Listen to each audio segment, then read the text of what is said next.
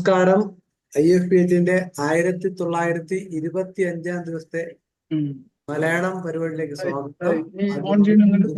മൗന പ്രവർത്തനം. നന്ദി. ഇന്ന് നമ്മുടെ ചർച്ചാ വിഷയം ഹോമിയോപ്പതി മെഡിക്കൽ വിദ്യാഭ്യാസത്തിലെ സമകാലിക പരിവർത്തനങ്ങളാണ്. അപ്പൊ എന്തുകൊണ്ടാണ് IFPH പോലുള്ള പ്ലാറ്റ്ഫോമിൽ ഇത് ചർച്ച ചെയ്യുന്നത് എന്നുള്ള പ്രസക്തമാണ്. എന്റെ അഭിപ്രായത്തില് IFPHൽ മാത്രമല്ല, ഹോമിയോപ്പതി അതുപോലെ താല്പര്യമുള്ളവരും 100% ആത്മാർത്ഥമായി തന്നെ വിഷയത്തെ കാണേണ്ടതുണ്ട്. പ്രത്യേകിച്ച് അടുത്ത കാലത്തായിട്ട് കേന്ദ്ര ഗവൺമെന്റ് ചില നിർണായക തീരുമാനങ്ങൾ അതിനകത്ത്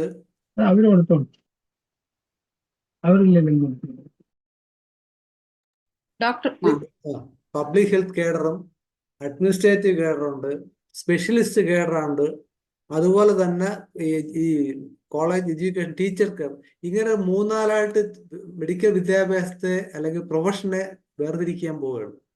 അപ്പൊ നമ്മൾ ഇതൊന്നും അറിയാതെ ഇങ്ങനെ ഉറക്കം നടിച്ച് അങ്ങനെ ഇരിക്കുകയാണ്. ഇത് കഴിഞ്ഞ എത്രയോ വർഷങ്ങളായിട്ട് എനിക്കിത് പറയാൻ അല്പം വിഷമമുണ്ട്. കാരണം 75-ല് ഇവിടെ ഡിഗ്രി കോഴ്സ് തുടങ്ങുന്നു. 16 വർഷം എടുത്ത് പോസ്റ്റ് ഗ്രാജുവേഷൻ തുടങ്ങാൻ. അപ്പൊ എത്ര പേർക്ക് പഠനാവസരം നഷ്ടപ്പെട്ടു. ഇനി അത് കഴിഞ്ഞ് 91-ല് പോസ്റ്റ് ഗ്രാജുവേഷൻ കോഴ്സ് തുടങ്ങിയിട്ട് ഒരു DM കോഴ്സ് തുടങ്ങാൻ ആലോചിച്ച് തുടങ്ങിയത് 2025. 34 വർഷം എടുത്തു. എന്ന് വെച്ചാൽ ഏതാണ്ട് ഒരു 30 ബാച്ച് വിദ്യാർത്ഥികൾക്ക് പഠനാവസരം നഷ്ടപ്പെട്ടു.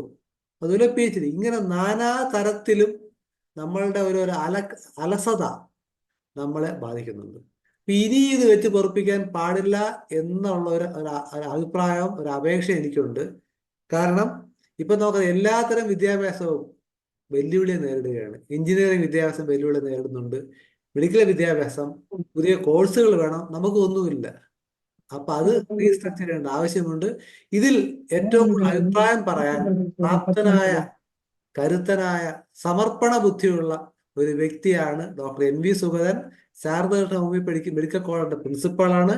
കഴിഞ്ഞ 25 വർഷമായി ഈ ഊണും ഉറക്കവും ഇല്ലാതെ അതിന്റെ പുറകെ നിൽക്കുന്ന ഒരു വ്യക്തി കൂടിയാണ്.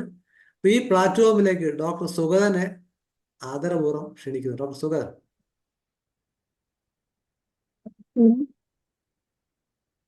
കേൾക്കാമോ? കേൾക്കാം, കാണാം. ഓക്കെ. എല്ലാവർക്കും എൻ്റെ വിനീതമായ നമസ്കാരം.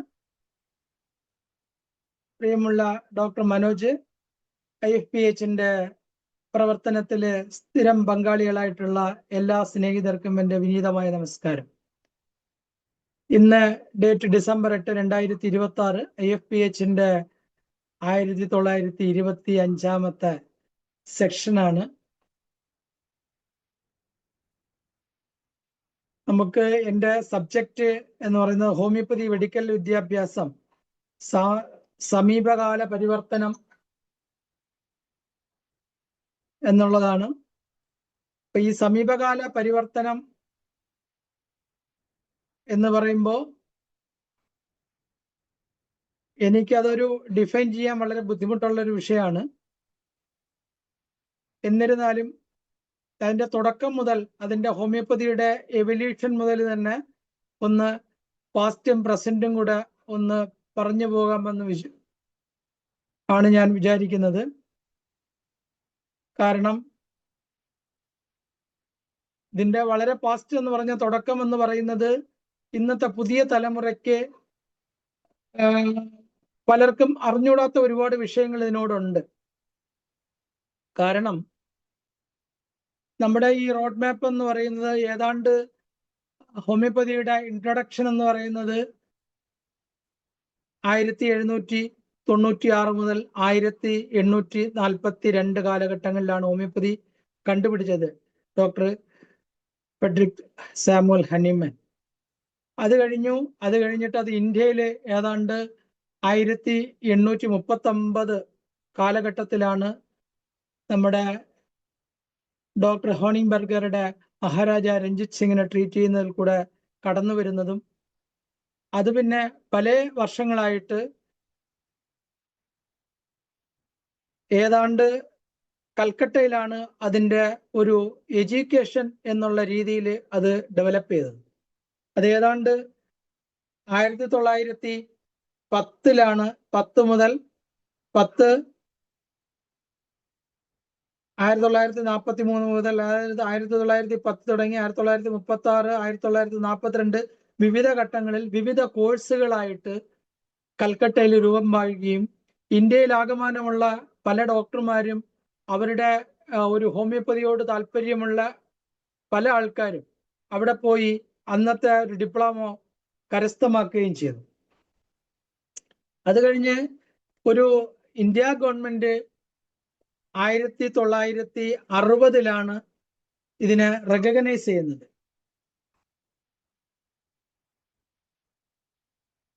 60 മുതൽ 64 കാലഘട്ടങ്ങളിൽ പല നെയിമുകൾ, അതായത് GHMS, BMS, CHP, GHMS, BMS, ഇങ്ങനെ വിവിധ സ്റ്റേറ്റുകളിൽ വിവിധ തരത്തിലുള്ള ഡിഗ്രി ആണ് കൊടുത്തിരുന്നത്. കേരളത്തെ സംബന്ധിച്ചിടത്തോളം DHM ആയിരുന്നു. അതിനു മുമ്പ് LCH, LRHP, DHMS DHMS ആണ് അവസാനത്തെ ബിരുദം. അതുപോലെ പല സ്റ്റേറ്റുകളിലും പല ബിരുദങ്ങൾ കൊടുത്തിരുന്നു. അതുപോലെ കോമൺ ആയിട്ട് ഏതാണ്ട് ഏകീകരിച്ചത് ലാസ്റ്റിലുള്ളത് ഡിപ്ലോമോ ലെവലിൽ DHMS എന്നുള്ള ഒരു ഡിപ്ലോമോ in homoeopathic medicine and surgery എന്നുള്ള രീതിയിലാണ്. അവിടെ നിന്ന് ഏതാണ്ട് അടുത്ത ഒരു ഘട്ടം 78 കഴിഞ്ഞിട്ടാണ് ഇത് BHMSലോട്ട് ഒരു നാഷണൽ ലെവലിൽ രൂപാന്തരം പ്രാപിച്ചത്.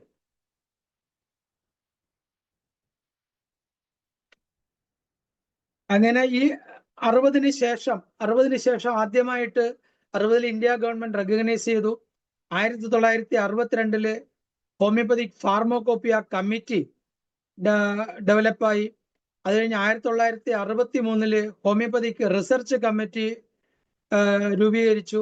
1969 combined research council for ISM and homeopathy എന്നുള്ള ഒരു ഓർഗനൈസേഷൻ രൂപീകരിച്ചു.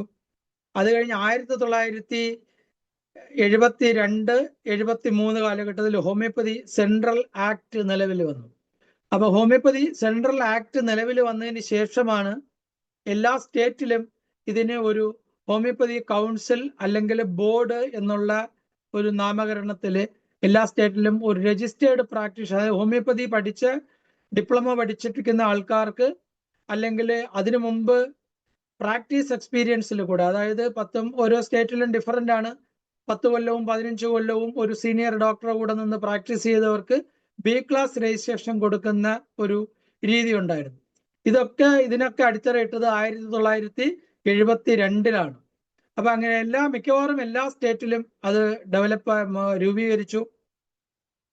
അതിനു മുമ്പ് തന്നെ തമിഴ്നാട്ടിനെ സംബന്ധിച്ചിടത്തോളം പിന്നെ തഞ്ചാവൂരിലാണ് ഇതിന്റെ ഒരു ഹോമിയോപ്പതിയുടെ ഒരു ഫാർമസ്യൂട്ടിക്കൽ യൂണിറ്റും അതിന്റെ പ്രൊഡക്ഷൻ സെന്റർ ഉൾപ്പെടെയുള്ള ഒരു വിപുലമായ ഒരു ഇത് തുടങ്ങുകയും അത് കഴിഞ്ഞ് അത് കോളേജ് ഡെവലപ്പ് ചെയ്യുകയും പിന്നെ കൗൺസിൽ ഡെവലപ്പ് ചെയ്യും. അതിൽ നിന്ന് പിന്നെ കൗൺസില് ഡിപ്ലോമ കോഴ്സിന് രജിസ്ട്രേഷൻ കൊടുക്കുന്ന ഒരു സംവിധാനവും ഉണ്ടായി. അപ്പൊ ഇത് കഴിഞ്ഞു. അത് കഴിഞ്ഞതിന് ശേഷം 1975 നാഷണൽ ഇൻസ്റ്റിറ്റ്യൂട്ട് ഓഫ് ഹോമിയോപ്പതി കൊൽക്കട്ടയിൽ എസ്റ്റാബ്ലിഷ് ആയി. അത് കഴിഞ്ഞതിന് ശേഷം അതൊരു പിന്നെ അംഗീകൃത, അതായത് ഒരു നാഷണൽ ലെവലിൽ ഒരു ഇൻസ്റ്റിറ്റ്യൂഷൻ എന്നുള്ള രീതിയിൽ കൽക്കട്ടയിൽ അത് പിന്നെ നാഷണൽ ഇൻസ്റ്റിറ്റ്യൂട്ട് ഡെവലപ്പായി.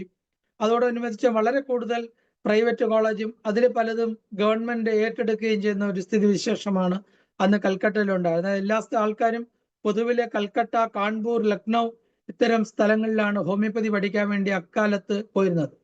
അത് കഴിഞ്ഞതിന് ശേഷമാണ് തെലുങ്കാനയിലോട്ട് കൂടുതൽ ഇൻസ്റ്റിറ്റ്യൂഷൻ ഉണ്ടായി. അത് കഴിഞ്ഞ് മഹാരാഷ്ട്രയിലുണ്ടായി, മധ്യപ്രദേശിലുണ്ടായി. ഇതൊക്കെ ആ കാലഘട്ടത്തിൽ രൂപീകരിച്ചാണ്. അത് കഴിഞ്ഞു 1978 CCRH ഫോമായി. 1995 department of ISM and homeopathy എന്ന് പറയുന്ന ഒരു policy, national policy of ISM and department create ആയി. ഡിപ്പാർട്ട്മെന്റ് ക്രിയേറ്റ് ആയതിനു ശേഷം ഈ ഹോമിയോപ്പതി കോളേജുകളെ സ്ഥിരമായിട്ട് നിരീക്ഷിക്കുകയും അതിന് ഫണ്ട് കൊടുക്കുകയും അതിന് ഗവൺമെന്റിന്റെ ഒരു കൃത്യമായിട്ടുള്ള സംവിധാനം സെൻട്രൽ ഗവൺമെന്റും കൗൺസിലും സ്റ്റേറ്റ് ഗവൺമെന്റുമായിട്ട് ഒരു ലിങ്ക് ഡെവലപ്പ് ചെയ്യുകയൊക്കെ ചെയ്തു. അത് കഴിഞ്ഞോട്ട് 2002 national policy on ISM and homeopathy എന്ന് പറയുന്ന ഒരു പോളിസി ഡെവലപ്പ് ചെയ്തു. പിന്നെ 2014 മിനിസ്ട്രി ഓഫ് ആയുഷ് ഫോം ആയത്. 2020 national commission of homeopathy act ഫോമായി. അതിന്റെ ഫോർമേഷൻ NCH എന്നുള്ള രീതിയിൽ അതിന്റെ അപ്പോയിന്റ്മെന്റ് റൂൾസ് റെഗുലേഷൻസ് ഒക്കെ ഡെവലപ്പ് ചെയ്തു. അത് പാർലമെന്റിൽ പാസ്സാക്കിയത് മുതൽ പഴയ national central council of homeopathy എന്ന് പറയുന്ന പഴയ അത്രയും കാലം ആ ഹോമിയോപ്പതിയെ ഇന്ത്യ മുഴുക്കനും പിന്നെ നടത്തിക്കൊണ്ടിരുന്ന, അല്ലെങ്കിൽ അതിന്റെ റൂൾ ഫ്രെയിം ചെയ്തുകൊണ്ടിരുന്ന, മോണിറ്റർ ചെയ്തുകൊണ്ടിരുന്ന ഓർഗനൈസേഷൻ അത് ഒരു ഈ പറയുന്ന ആക്ടിലൂടെ ഇല്ലാണ്ടായി. അതേ സംവിധാനത്തിന് ഒരു 2 വർഷത്തോളം ഏതാണ്ട് പിന്നെ ഒരു സ്പെഷ്യൽ ബോഡി ക്രോഡീകരിക്കുകയും ഏതാണ്ട് 2022 ശേഷം 21 അതിന്റെ പ്രാക്ടീഷണേഴ്സ് റൂളും മറ്റു കാര്യങ്ങളും ഒക്കെ ഡെവലപ്പ് ചെയ്ത് പിന്നെ ഒരു കൃത്യമായിട്ടും നാഷണൽ കമ്മീഷന്റെ കീഴിൽ എഡ്യൂക്കേഷൻ സ്ഥാപനങ്ങളെല്ലാം ഒറ്റ ചട്ടക്കൂട്ടിൽ വരുന്ന ഒരു സ്ഥിതിവിശേഷം ഉണ്ടായി. അപ്പൊ അതിനു മുമ്പ് അപ്പൊ 2020 മുമ്പുള്ള ഏതാണ്ട് 1972 ശേഷം അല്ലെങ്കിൽ 73 ശേഷം ഉള്ള ഒരേ തരത്തിലുള്ള ഒരു വിദ്യാഭ്യാസ സമ്പ്രദായമാണ്. അത് DHMS ആയാലും BHMS ആയാലും ഏതാണ്ട് വളരെയധികം വ്യത്യാസങ്ങളൊന്നും ഇല്ലാത്ത രീതിയാണ് തുടർന്നു പോയിരുന്നത്. അപ്പോൾ ഇൻസ്റ്റിറ്റ്യൂഷന്റെ ഒരു ഇൻഫ്രാസ്ട്രക്ചറിന്റെ കാര്യത്തിലും മറ്റ് പല വിഷയങ്ങളിലും, അതായത് ഇൻസ്റ്റിറ്റ്യൂഷനെ മോണിറ്റർ ചെയ്യുന്ന വിഷയങ്ങളിലും കുറെയൊക്കെ ജനാധിപത്യപരമായിട്ടുള്ള വിഷയങ്ങൾ ഉണ്ടായിരുന്നെങ്കിൽ പോലും ഒരു ഘട്ടത്തില് ഗവൺമെന്റിന്റെ മോണിറ്ററിങ്ങിനേക്കാൾ കൂടുതൽ സെൻട്രൽ കൗൺസിൽ ഓഫ് ഹോമിയോപ്പതിയെ ഭരിച്ചിരുന്നത് ഈ കോളേജിന്റെ പ്രൈവറ്റ് കോളേജുമായിട്ട് വളരെയധികം ബന്ധമുള്ള കോളേജ് ഓണേഴ്സ് ആയിട്ടുള്ള ആൾക്കാരാണ് ഒരു കാലഘട്ടം വരെ ഹോമിയോപ്പതി മൊത്തത്തിൽ ഭരിച്ചിരുന്നത്. ഒരു സർട്ടൻ പീരീഡ് ഏതാണ്ട് 10-25 വർഷം അവരുടെ കയ്യിലായിരുന്നു. സ്വാഭാവികമായിട്ടും ഒരു ഇൻസ്റ്റിറ്റ്യൂഷന്റെ ചില അക്കാഡമിക് വിഷയങ്ങളിലും മറ്റുമായിട്ട് കുറെ ഒരു പ്രോഗ്രസ് ഇല്ലാത്ത അവസ്ഥ, അതായത് അവരവരുടെ സ്ഥാപനങ്ങൾ സംരക്ഷിക്കുക എന്നുള്ള ഒരു അതിന്റെ ഭാഗമായിട്ട് ഇതിനൊരു ഫർദർ ആയിട്ടുള്ള ഒരു അടുത്ത ഘട്ടത്തിലോട്ടുള്ള ഒരു ഡെവലപ്മെന്റ് സാധ്യമാകാതെ വന്നു. പിന്നെ മാറിയ സാഹചര്യത്തിലാണ് പുതിയ ന്യൂ സെൻട്രൽ ഗവൺമെന്റ് വന്നു. അതിനുശേഷം അതിനൊരുപാട് പിന്നെ നാഷണൽ, അതായത് NEP നാഷണൽ എഡ്യൂക്കേഷൻ പോളിസിയുമായിട്ട് ബന്ധപ്പെട്ട് ഒരുപാട് വിഷയങ്ങൾ പിന്നെ നീതി ആയോഗിലും ഒക്കെ ഡിസ്കസ് ചെയ്ത് ഇതിന് വ്യക്തമായ ഒരു ധാരണ കൊണ്ടുവരികയും അത് നേരത്തെ ഇരുന്ന എഡ്യൂക്കേഷൻ സമ്പ്രദായം അടിപൊളി മാറ്റിക്കൊണ്ട് പുതിയ സംവിധാനത്തിലോട്ട് വരികയാണ്. അപ്പൊ നമ്മൾ ഇന്ന് നടത്തിക്കൊണ്ടിരിക്കുന്ന ഒരു സ്ഥാപനം എന്ന് പറയുന്നത് 100% നാഷണൽ എഡ്യൂക്കേഷൻ പോളിസിയുമായിട്ട് ബന്ധപ്പെട്ട വിഷയങ്ങളാണ്. അപ്പോൾ ഇതിനു മുമ്പ് ഉണ്ടായിരുന്ന പല വിഷയങ്ങളിലും നമുക്ക് കമ്പയർ ചെയ്യാനാണെങ്കിൽ ഒത്തിരി കാര്യങ്ങളുണ്ട്. നമ്മുടെ പ്രധാനപ്പെട്ട രീതി എന്ന് പറയുന്നത് അതിനൊരു അക്രഡിറ്റേഷൻ പ്രോസസ്സാണ്. ഈ അക്രഡിറ്റേഷൻ പ്രോസസ്സ് പ്രധാനപ്പെട്ട 2 രീതിയിലാണ്. ഒന്ന് NABH ഹോസ്പിറ്റൽസിനെയൊക്കെ ഒരു കൃത്യമായ ഒരു അക്രഡിറ്റേഷൻ പ്രോസസ്സിൽ കൊണ്ടുവരിക. അത് മെഡിക്കൽ കോളേജ് ഹോസ്പിറ്റൽ ആയാലും ശരി, സാധാരണ ഹോസ്പിറ്റൽസ് ആയാലും ശരി, OPD ആയാലും ശരി, അല്ലെങ്കിൽ 100 ബെഡ്, നമ്മൾ സാധാരണഗതിയിൽ ഹോമിയോപ്പതിയിൽ 100 ബെഡ് വരെയുള്ള ഹോസ്പിറ്റൽസ് ആണ് അധികമായിട്ടുള്ളത്. അപ്പോൾ ഇതിനെല്ലാം ഒരു ക്രമീകരണം കൊണ്ടുവന്ന് നാഷണൽ NABH എന്നുള്ള ഒരു ക്രൈറ്റീരിയക്ക് അകത്ത് കൊണ്ടുവരികയും ആ ക്രൈറ്റീരിയയിൽ അതിൻ്റെ ഒരു വിഷൻ, അതിൽ ക്വാളിറ്റി പോളിസി, അതിൻ്റെ സ്കോപ്പ് ഓഫ് സർവീസ്, പിന്നെ മിഷൻ ഇങ്ങനെ എല്ലാ കാര്യങ്ങളിലും ഒരു ചിട്ട കൊണ്ടുവരികയും നമ്മൾ തുടങ്ങുന്ന ഹോസ്പിറ്റലിനെ കൃത്യമായിട്ട് അക്രഡിറ്റേഷൻ പ്രോസസ്സിൽ അപ്ലൈ ചെയ്യാനും അതനുസരിച്ച് ഹോസ്പിറ്റൽ നടത്താനും അതിൻ്റെയൊക്കെയുള്ള സംവിധാനങ്ങളെല്ലാം സ്വയം ഉണ്ടാക്കാനും അത്തരം കാര്യങ്ങൾ NABH മോണിറ്റർ ചെയ്യാൻ വേണ്ടിയുള്ള ഒരു സംവിധാനം കൊണ്ടുവന്നു. അതനുസരിച്ച് ഇപ്പോൾ പല ഹോമിയോപ്പതി കോളേജുകളും NABH അക്രഡിറ്റേഷൻ ഉണ്ടായി. ഞാൻ ശാരദാകൃഷ്ണ ഹോമിയോപ്പതിക് മെഡിക്കൽ കോളേജിനെ പ്രതിനിധാനം ചെയ്യുന്ന വ്യക്തി എന്നുള്ള ഇതിൽ ഞങ്ങൾ 2015 തന്നെ ഇത്തരം കാര്യങ്ങൾക്ക് തുടക്കമിടുകയും, അതായത് ഈ ആക്ട് വരുന്നതിന് മുമ്പ് നാഷണൽ എഡ്യൂക്കേഷൻ പോളിസിയും അതുപോലെ തന്നെ NCH ആക്ടും വരുന്നതിന് വളരെ മുമ്പ് തന്നെ നമ്മുടെ ഈ ഒരു സംവിധാനത്തിലോട്ട് ഒരു സ്റ്റാർട്ട് ചെയ്യുകയും അതിനനുസരിച്ചുള്ള ക്രമീകരണങ്ങൾ നമ്മുടെ ഹോസ്പിറ്റലിൽ വരുത്തുകയും ചെയ്തതിന്റെ അടിസ്ഥാനത്തിൽ ഞങ്ങൾക്ക് ഈ പോളിസീസ് ഒക്കെ വന്നപ്പോൾ നമുക്ക് വളരെ മുമ്പിൽ നിൽക്കാനുള്ളൊരു സാഹചര്യം ഉണ്ടായി. അപ്പോൾ ഇന്ന് നോക്കുകയാണെങ്കിൽ ഇന്ന് വളരെയധികം, പ്രത്യേകിച്ചും കേരളത്തിൽ നോക്കുകയാണെങ്കിൽ നമ്മുടെ ഒരുപാട് ഹോസ്പിറ്റൽസ്, ഗവൺമെന്റ് സെക്ടറിലുള്ള ഹോസ്പിറ്റൽസിൽ പല ഹോസ്പിറ്റൽസിനും നമ്മുടെ NABH സ്റ്റാർട്ട് ചെയ്ത് കഴിഞ്ഞു. അതിലേക്കുള്ള സംവിധാനം, തുടങ്ങാത്ത ഹോസ്പിറ്റൽസ് ഒക്കെ തുടങ്ങാനുള്ള ഫണ്ട് ഗവൺമെന്റ് അനുവദിച്ചു തുടങ്ങി. അത്തരം ഒരുപാട് സ്ഥിതിവിശേഷങ്ങളിൽ ഒരുപാട് മാറ്റങ്ങൾ ഉണ്ടായി. അത് ഒരു പരിധിവരെ നമുക്കിനി ഫ്യൂച്ചറിൽ അതൊരു നിർബന്ധമായിട്ടും നമ്മുടെ ഒരു ഹോസ്പിറ്റൽസിന് ഉണ്ടായിരിക്കണം എന്നുള്ളതും, അതുമായിട്ട് ബന്ധപ്പെട്ട ഒരു ഇൻഷുറൻസ് മേഖലയെ അതുമായിട്ട് ലിങ്ക് ചെയ്യാനുള്ള തുടങ്ങി കഴിഞ്ഞു. ചില ഹോസ്പിറ്റൽസിലൊക്കെ അതിന്റെ ഡീറ്റെയിൽസ് ചോദിച്ചു തുടങ്ങി. അതുപോലെ തന്നെ ഹോസ്പിറ്റൽസിനെ ഒരുപാട് മാനദണ്ഡങ്ങൾ കൊണ്ടുവന്നു. ഡോക്ടേഴ്സിന്റെ ട്രെയിനിങ് നമ്മുടെ അടുത്തൊരു ഘട്ടത്തിലോട്ട് നമ്മുടെ ഹോമിയോപ്പതി മാറി. അത് മാത്രമല്ല, അതിനു മുമ്പ് തന്നെ ഉണ്ടായ ഒരു വളരെ എടുത്തു പറയത്തക്ക ഒരു വിഷയമാണ്, നമുക്ക് ഇതിലോട് പോയി കഴിഞ്ഞാൽ ആക്ടിന്റെ ഭാഗത്തിൽ വന്നു കഴിഞ്ഞാൽ ഒന്ന് NCH ആക്ട്. NCH ആക്ടിനകത്ത് തന്നെ ഒരുപാട് കാര്യങ്ങൾ പറഞ്ഞിട്ടുണ്ട്. അത് ഞാൻ പതിയെ ഓരോ സ്റ്റെപ്പ് ബൈ സ്റ്റെപ്പായിട്ട് ഡിസ്ക്രൈബ് ചെയ്യാം. പിന്നെ 2022 എത്തിക്സ് ആൻഡ് റെഗുലേഷൻസ് രജിസ്റ്റർ അത് ഡെവലപ്പ് ചെയ്യും. അതിന്റെ ഭാഗമായിട്ട് മെഡിക്കൽ എത്തിക്സിനെ കുറിച്ചും രജിസ്ട്രേഷൻ ചെയ്യുന്ന പ്രൊസീജിയറിനെ കുറിച്ചും ഓരോ സ്റ്റേറ്റിലും വളരെ വിവിധങ്ങളായിട്ടുള്ള ഒരു കോർഡിനേഷനും അതിലേക്കുള്ള ട്രെയിനിങ്ങും, അത് ഓരോ സംഘടനാ തലത്തിലും അല്ലെങ്കിൽ കൗൺസിലിന്റെ സാന്നിധ്യത്തിലും ഇന്ത്യയിലുള്ള എല്ലാ സ്റ്റേറ്റുകളും എല്ലാ കൗൺസിലിനെയും കൊണ്ട് അത്തരം പ്രോഗ്രാംസ്, അവയർനെസ് പ്രോഗ്രാം സംഘടിപ്പിക്കാനുള്ള ഒരു ശ്രമം നാഷണൽ കമ്മീഷന്റെ ഭാഗത്തു നിന്നുണ്ടായി. അത് കാരണം ഏതാണ്ട് അതൊരു ട്രാക്കിൽ വരുന്ന ഒരു സംവിധാനമായി പോയി. അതുപോലെ ഈ qualification and recognition of qualification, examination, general regulations, research regulations എന്ന് പറയുന്ന ഡിഫറെന്റ് സബ് റെഗുലേഷൻസ്, അതായത് ഈ ക്വാളിഫിക്കേഷൻസിന് വേണ്ടി ഉള്ള ഒരു റെഗുലേഷൻ. ക്വാളിഫിക്കേഷൻ എന്ന് പറയുമ്പോൾ മുമ്പ് വന്നിട്ട് നമുക്ക് ഞാൻ നേരത്തെ പറഞ്ഞതുപോലെ ഡിപ്ലോമോയിൽ ഈ പല ക്വാളിഫിക്കേഷൻസും ഉണ്ടായിരുന്നു. നേരത്തെ ഡിപ്ലോമോ, GHMS, BMS, CHP, BMS, GHMS എന്നുള്ള. അത് കഴിഞ്ഞിട്ട് ഇത് നമ്മുടെ BHMS എന്നുള്ള ഒറ്റ അടിസ്ഥാനത്തിൽ നമ്മൾ 1986 കൂടി മിക്കവാറും എല്ലാ സ്റ്റേറ്റിലും ആ ഒരു BHMS റെഗുലേഷൻ വന്നു. BHMS ഡിപ്ലോമോ കഴിഞ്ഞ ആൾക്കാർക്ക് BHMS എടുക്കാൻ പറ്റാത്ത, അതായത് റെഗുലർ കോഴ്സിൽ വരുന്നതിന് മുമ്പ് ഇടയ്ക്ക് ഗ്രേഡഡ് BHMS എന്നുള്ള ഒരു ഷോർട്ട് ടേം കോഴ്സിനെ കൂടെ ഇതിനടുത്തൊരു 2 വർഷത്തെ കോഴ്സ് കൂടെ കൊണ്ടുവന്ന് അതിൽ കൂടെ വളരെയധികം ഡിപ്ലോമ ഹോൾഡേഴ്സ്, ഡിഗ്രി ഹോൾഡർ ആയിട്ട് വരാനുള്ള ഒരു സാഹചര്യം സൃഷ്ടിച്ചു. അത് കഴിഞ്ഞ് MD ഹോമിയോപ്പതിയായി. ഇപ്പോൾ സാറ് പറഞ്ഞതുപോലെ അടുത്തൊരു ലെവലിലോട്ട് നമ്മൾ ആലോചിച്ചുകൊണ്ടിരിക്കുകയാണ്. ഇപ്പൊ MD ഹോമിയോപ്പതിക്ക് ഇപ്പൊ 7 സബ്ജക്റ്റാണ് ഇപ്പൊ നിലവിലുള്ളത്. ആരംഭത്തിൽ 3 സബ്ജക്റ്റ് ആയിരുന്നു. പിന്നെ അത് കഴിഞ്ഞ് 7 സബ്ജക്റ്റായി.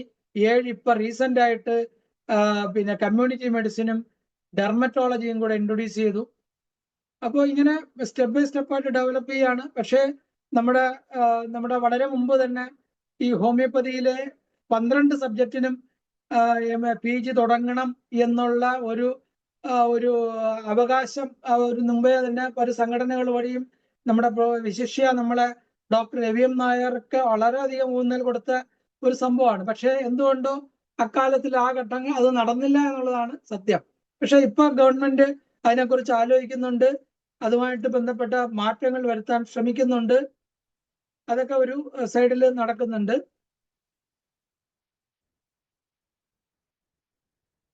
ഇപ്പൊ നമ്മൾ അതുപോലെ ഈ BHMS എന്ന് പറയുന്നത് ഇന്ത്യക്ക് പുറത്ത് ഈ നേപ്പാളിൽ മാത്രമാണ് BHMS എന്ന് പറയുന്ന ഒരു കോഴ്സ് ഇന്ത്യയുടെ അതേ സിസ്റ്റത്തിൽ നിലനിൽക്കുന്നത്. അതും മറ്റ് ഒരു സ്ഥലത്തും അത്തരം ഒരു നേപ്പാളില് മാത്രമാണ് ഈ ഒരു BHMS എന്ന് പറയുന്ന ഒരു കോഴ്സ് നമ്മുടെ ഇന്ത്യയിൽ ഉള്ളതുപോലെ തന്നെ നിലനിൽക്കുന്നത്. മറ്റു സ്ഥലത്തൊന്നും മറ്റേ ഫോറിൻ കൺട്രീസ് ഒരുപാട് സ്ഥലത്ത് ക്വാളിഫിക്കേഷൻസ് ഉണ്ടെങ്കിലും അതൊക്കെ നമ്മൾ ഒരു പോസ്റ്റ് ഗ്രാജുവേറ്റ് ഡിഗ്രി ആയിട്ടോ അല്ലെന്നുണ്ടെങ്കിൽ അവരുടെ ഒരു ട്രഡീഷണൽ സിസ്റ്റം ആയിട്ടോ ഒക്കെയാണ് ഏതാണ്ട് 102 രാജ്യങ്ങൾ ഉൾപ്പെടെ പല സ്ഥലത്തും ഒരു ഓൾട്ടർനേറ്റീവ് തെറാപ്പി ആയിട്ടാണ് ഹോമിയോപ്പതിയെ കണ്ടിട്ടുള്ളതും അതിനനുസരിച്ചിട്ട് വരുന്നത്. പക്ഷേ നേപ്പാളിൽ മാത്രമായിട്ട് പർബഞ്ചൽ യൂണിവേഴ്സിറ്റി എന്ന് പറയുന്ന ഒരു യൂണിവേഴ്സിറ്റിയിലാണ് bachelor of homeopathic medicine and surgery എന്ന് പറയുന്ന BHMS ബിരുദം 2007 മുതലാണ് അത് അനുവദിച്ചു തുടങ്ങിയത്. ഇപ്പോൾ പുതിയ പോളിസി അനുസരിച്ച് അതേസമയം നമുക്ക് ഈ ഫോറിൻ ഗ്രാജുവേറ്റ്സിന് ഈ അതർ ഔട്ട്സൈഡ് ഇന്ത്യയിലുള്ള ആൾക്കാർക്കും പോയി നമുക്ക് ഡിഗ്രി എടുക്കാനുള്ള ഒരു സംവിധാനമുണ്ട്. അതായത് അത് DF ഹോമിയോപ്പതി എന്നാണ് പണ്ടുണ്ടായിരുന്നത്. ഫാക്കൽറ്റി ഓഫ് ഹോമിയോപ്പതി ലണ്ടൻ, അതുപോലെ faculty of homeopathy London United Kingdom, അത് വന്ന് MF ഹോമിയോപ്പതി എന്നാണ്.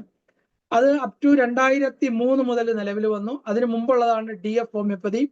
പിന്നെ ഫാക്കൽറ്റി ഓഫ് ഹോമിയോപ്പതി DM മാറിയതിന് ശേഷം പിന്നെ faculty of homeopathy Luton United Kingdom എന്ന് പറഞ്ഞിട്ട് ഒരു MF ഹോമിയോപ്പതിയുടെ ഡിഗ്രി അത് 2004 മുതലാണ് ഇഫക്റ്റിൽ വന്നത്. പിന്നെ ഇതിനടുത്ത് ലണ്ടനിൽ തന്നെ FF ഹോമിയോപ്പതി എന്ന് പറയുന്ന ഒരു സിസ്റ്റവും ഒരു ക്വാളിഫിക്കേഷൻ ഒരു സ്ഥാപനവും അത്തരം ഡിഗ്രികൾ കൊടുക്കുന്നത്. ഇത്രയും ഡിഗ്രികൾ നമ്മളെ ഇന്ത്യൻ ഹോമിയോപ്പതി മെഡിക്കൽ കൗൺസിലിന്റെ നമ്മുടെ CCHനകത്ത് രജിസ്ട്രേഷൻ ചെയ്യാൻ പറ്റുന്ന ഔട്ട്സൈഡ്, അതായത് qualification granted by medical institution outside India എന്നുള്ളതാണ്. ഇത് 73 ആക്ട് പ്രകാരം വന്നിട്ടുള്ള കാര്യങ്ങളാണ്. പക്ഷെ പുതുതായിട്ടുള്ള ഒരു സംവിധാനം എന്താന്ന് പറഞ്ഞാല് ഇപ്പോ ഇത്തരം ഡിഗ്രികൾ കൊടുക്കണമെന്നുണ്ടെങ്കിൽ ഈ കോളേജ് ഈ പുതിയ നാഷണൽ NCH ആക്ട് പ്രകാരം പുതുതായിട്ട് അപ്ലൈ ചെയ്യണം. അപ്പൊ ഇപ്പോൾ ഉള്ളൊരു സ്ഥിതിവിശേഷം എന്ന് പറഞ്ഞാൽ ഒരു ഫോറിൻ കൺട്രീസും ഈ ആൾറെഡി അവർ നടത്തിക്കൊണ്ടിരുന്ന ഇൻസ്റ്റിറ്റ്യൂഷനിൽ ഈ ഡിഗ്രികൾ അവർ നടത്തുന്നുണ്ടെങ്കിലും അത് അവരുടെ സ്റ്റേറ്റുകളിൽ പ്രാക്ടീസ് ചെയ്യാം. പക്ഷെ ഇന്ത്യയിൽ രജിസ്റ്റർ ചെയ്യാനുള്ള സംവിധാനം ഇല്ല. കാരണം അവർ തന്നെയാണ് ഒരു ആപ്ലിക്കേഷൻ കൊടുത്ത് നമ്മുടെ നാഷണൽ കമ്മീഷൻ ആക്ടിനകത്ത് വരണം. അപ്പൊ അങ്ങനെ ഒരു പല കോളേജുകളും വരാത്തത് കാരണം ഇപ്പോ ഒത്തിരി ഈ പുതുതായിട്ട് പഠിച്ചുകൊണ്ട് വരുന്ന അല്ലെങ്കിൽ പിന്നെ അലോപ്പതി ഡിഗ്രി എടുത്തിട്ട് പോയി പലരും ലൂട്ടണിൽ പോയി ഡിഗ്രി എടുക്കുന്നുണ്ട്, ലണ്ടനിൽ പോയി ഡിഗ്രി എടുക്കുന്നുണ്ട്. പക്ഷേ നമ്മുടെ NCHന്റെ ആക്ടിനകത്ത് വരാത്ത ഡിഗ്രികളാണ്. അത് വരുത്തണമെങ്കിൽ ഈ സംവിധാനം ചെയ്ത് നമ്മുടെ ഇന്ത്യൻ എംബസി വഴി വന്നാൽ മാത്രമേ അത്തരം ഡിഗ്രികൾക്ക് ഫ്യൂച്ചറിൽ അംഗീകാരം ഉണ്ടാവുള്ളൂ എന്നുള്ളതാണ് ഒരു സത്യം. പിന്നെ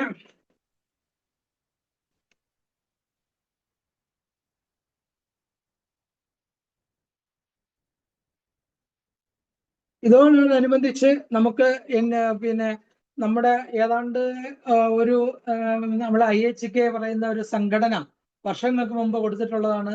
ഡോക്ടർ AVM നായർ സാറിന്റെ ഒക്കെ പീരീഡിൽ കൊടുത്തിരിക്കുന്ന ഒരു വളരെ ക്ലിനിക്കൽ എസ്റ്റാബ്ലിഷ്മെന്റ് ആക്ട്. അതൊക്കെ വളരെ മുമ്പേ നമ്മുടെ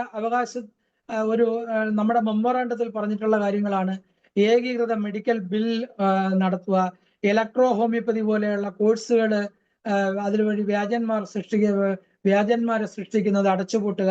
അതുപോലെ MD ഹോമിയോപ്പതിയുമായിട്ട് ബന്ധപ്പെട്ട പല ഞാൻ പറയുന്ന 7 പിന്നെ കോഴ്സുകളുണ്ട് MGക്ക്. പക്ഷെ കേരളം പോലെയുള്ള ഒരു എഡ്യൂക്കേഷനിൽ വളരെ പ്രബുദ്ധമായിട്ട് നിൽക്കുന്ന ഒരു സ്ഥാപനത്തിൽ ഇന്നും അത്രയും കോഴ്സുകൾ തുടങ്ങാൻ പറ്റിയിട്ടില്ല എന്നുള്ളതാണ് ഒരു ദുഃഖസത്യം. അപ്പൊ തമിഴ്നാട്ടില് നല്ല ഗവൺമെന്റ് സെക്ടറിൽ നമുക്ക് തമിഴ്നാട്ടിൽ തുടങ്ങിയിട്ടില്ല. പക്ഷെ നമ്മുടെ മാനേജ്മെന്റിൽ വിൽഫുൾ ആയിട്ടുള്ള മാനേജ്മെന്റുകൾ മാത്രമേ തുടങ്ങിയിട്ടുള്ളൂ. തമിഴ്നാട്ടിൽ ആദ്യമായിട്ട് 2010 യൂണിവേഴ്സിറ്റി തന്നെ ഒരു പിന്നെ ഇതൊക്കെ പിന്നെ സ്റ്റാറ്റ്യൂട്ടിനകത്ത് ഉൾപ്പെടുത്തിക്കൊണ്ട് ഒരു 7 സബ്ജക്റ്റിന് ഹോമിയോപ്പതിയുടെ GO മേടിച്ച ഇൻസ്റ്റിറ്റ്യൂഷൻ എന്നുള്ളത് ശാരദാകൃഷ്ണനാണ്. അത് ആദ്യം 4 സബ്ജക്റ്റ്, പിന്നെ 5 സബ്ജക്റ്റ്, ഒടുവിൽ 7 സബ്ജക്റ്റും ഇപ്പൊ നിലവിലുള്ള സ്ഥാപനമാണ് തമിഴ്നാട്ടില് ശാരദാകൃഷ്ണ ഹോമിയോപ്പതി മെഡിക്കൽ കോളേജ്.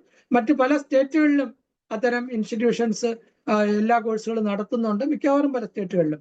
പക്ഷേ കേരളം പോലെയുള്ള ഹോമിയോപ്പതിക്ക് വളരെയധികം പ്രാധാന്യം കൊടുക്കുന്ന, അല്ലെങ്കിൽ ഹോമിയോപ്പതിക്കാർ ഏറ്റവും കൂടുതൽ ഹോമിയോപ്പതിക്കാരും ഹോമിയോപ്പതി പ്രാക്ടീഷണേഴ്സും ഹോമിയോപ്പതിയുടെ ഗവൺമെന്റ് സെക്ടറിലുള്ള ഇമ്പോർട്ടൻസും ഒക്കെ ഉള്ള ഒരു സ്റ്റേറ്റില് നമുക്ക് അതൊരു ദുഃഖകരമായ സത്യമാണ്.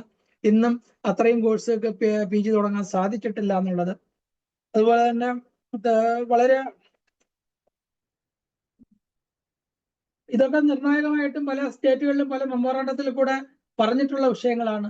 അതുപോലെ റൂറൽ ഇന്റേൺഷിപ്പ് നടത്തുന്ന ഒരു വിഷയം മുമ്പ് തന്നെ കൊടുത്തിട്ടുണ്ട്. പക്ഷെ അതൊന്നും കേരളത്തിൽ പല നിയമപ്രശ്നങ്ങളിലും കൂടെ അത് തടസ്സം നിൽക്കുകയാണ്. അതുപോലെ പിന്നെ ക്ലിനിക്കുകൾക്ക് ഏകീകൃത ലൈസൻസ് കൊടുക്കുന്ന കാര്യം, അതുപോലെ നഴ്സ് കം ഫാർമസിസ്റ്റ് കോഴ്സ് ശരിക്കും പറഞ്ഞാൽ അത് കേരളത്തിലും മറ്റു ചില ആന്ധ്ര പോലെയുള്ള 1-2 സ്റ്റേറ്റുകളിലേ ഉള്ളൂ, ചില സ്ഥലങ്ങളിൽ ഇല്ല. അതുപോലെ നമ്മുടെ ആവശ്യങ്ങളിൽ ഒന്നാണ് ഹോമിയോപ്പതിക്ക് പ്രത്യേക ഡ്രഗ് കൺട്രോളിംഗ് വിങ് ആരംഭിക്കുക എന്നുള്ളത്. അതുപോലെ ഈ വാക്സിനേഷനുമായിട്ട് ബന്ധപ്പെട്ട പിന്നെ ഡോക്ടർമാർക്ക് അതിനകത്തോട്ടുള്ള ഡിഫറൻറ്റ് അഭിപ്രായങ്ങളുണ്ട്. കാരണം ചില ഹോമിയോപ്പതിക്കാരെ ഒരു കണക്കിന് പറഞ്ഞാൽ ഗവൺമെന്റിന്റെ എല്ലാ വിഷയങ്ങൾക്കും നമ്മൾ അംഗീകരിച്ചു പോയാൽ മാത്രമേ പല സിസ്റ്റത്തിനും ഗവൺമെന്റിന്റെ സപ്പോർട്ട് കിട്ടുള്ളൂ. ഇപ്പം ചില വിഷയങ്ങളിൽ അതിനെ നമ്മൾ അംഗീകരിക്കേണ്ടി വരും. അതുപോലെ നമുക്ക് വളരെ ഇമ്പോർട്ടൻസ് ഇല്ലാത്തതാണ് ഒരു സ്കൂൾ ഹെൽത്ത് പ്രോഗ്രാമിലൊക്കെ കേരളത്തിൽ ഇമ്പോർട്ടൻസ് കൊടുത്തിട്ടുണ്ടെങ്കിലും പല സ്റ്റേറ്റുകളിലും ഗവൺമെന്റ് സെക്ടറിനകത്ത് ഇമ്പോർട്ടൻസ് കൊടുത്തിട്ടില്ല. പിന്നെ നമുക്ക് ഇതിനകത്ത് ഏറ്റവും എടുത്തു പറയത്തക്ക ഒരു വിഷയം എന്ന് പറയുന്നത് ഈ ഹോമിയോപ്പതിക്ക് ഒരു പ്രത്യേക മെഡിക്കൽ എൻട്രൻസ് എന്നുള്ളതാണ് ആവശ്യമുണ്ടെങ്കിലും ഇപ്പൊ നീറ്റ് എന്ന് പറയുന്നത് ഇന്ത്യയിൽ ആകമാനം ഒന്നിച്ച് ഈ നീറ്റ് എസ്റ്റാബ്ലിഷ് ചെയ്തു. ഈ നീറ്റ് നിലവിലേക്ക് വന്നതോടുകൂടി പ്രത്യേകിച്ചും പുതിയ ആക്ട് പ്രകാരം നീറ്റിൽ കൂടെ മാത്രമേ കുട്ടികളെ അഡ്മിഷൻ കൊടുക്കാൻ പറ്റുള്ളൂ. നമുക്ക് പല സ്ഥലത്തും വിഭിന്നമായ അഭിപ്രായങ്ങൾ ഉണ്ടായിരുന്നെങ്കിൽ പോലും പക്ഷേ നമ്മൾ വളരെ വർഷങ്ങളായിട്ട് നമ്മളൊരു 2ാം കിട ഡോക്ടർമാരായിട്ട് അറിയപ്പെടുന്നത് നമ്മൾ നീറ്റിൽ കൂടെ അല്ലാതെ ഹോമിയോപ്പതി ബിരുദത്തിൽ പോകുന്നത് കൊണ്ടാണ്. പക്ഷെ ഇപ്പം ഇന്ത്യ ഒട്ടാകെ ഒറ്റ നീറ്റിൽ കൂടെ മാത്രമേ ഒരു ഹോമിയോപ്പതി അഡ്മിഷൻ സാധ്യമാകൂ. അത് UG ആയാലും PG ആയാലും വരുമ്പോൾ ഒരു മോഡേൺ മെഡിസിന്റെ സൈഡിൽ നിന്നും കൊണ്ട് അവർക്ക് ഒരു 2ാം കിട പൗരന്മാരായിട്ട് ഹോമിയോപ്പതിയെ കാണാൻ സാധിക്കുന്നില്ല. മറ്റു പല വിഷയങ്ങളിലും വിഭിന്ന അഭിപ്രായം ഉണ്ടെങ്കിലും അതൊരു നമുക്ക് എടുത്തു പറയപ്പെടുന്ന ഒരു അഡ്വാൻറ്റേജ് ആയിട്ട് മാത്രമേ നമുക്ക് കാണാൻ പറ്റുള്ളൂ. പല പ്രശ്നങ്ങളും കോളേജ് നടത്തുന്നവർക്ക് അതിന്റെ അഡ്മിഷനുമായിട്ട് ബന്ധപ്പെട്ട പല വിഷയങ്ങളിലും വിരുദ്ധ അഭിപ്രായങ്ങൾ ഉണ്ടായിരുന്നാൽ പോലും അതിന്റെ അഡ്വാൻറ്റേജ് എന്ന് പറഞ്ഞാൽ വളരെയധികം ഇതാണ്. അതുപോലെ പലർക്കും നീറ്റ് എന്ന് പറഞ്ഞാൽ നമ്മൾ ഒറ്റ പ്ലാറ്റ്ഫോമിൽ കൂടെ കുട്ടികൾ വരിക എന്നുള്ളതാണ് അതിന്റെ പ്രധാനപ്പെട്ടത്. അതിനകത്തൊരു തർക്കത്തിന്റെ ആവശ്യമില്ല.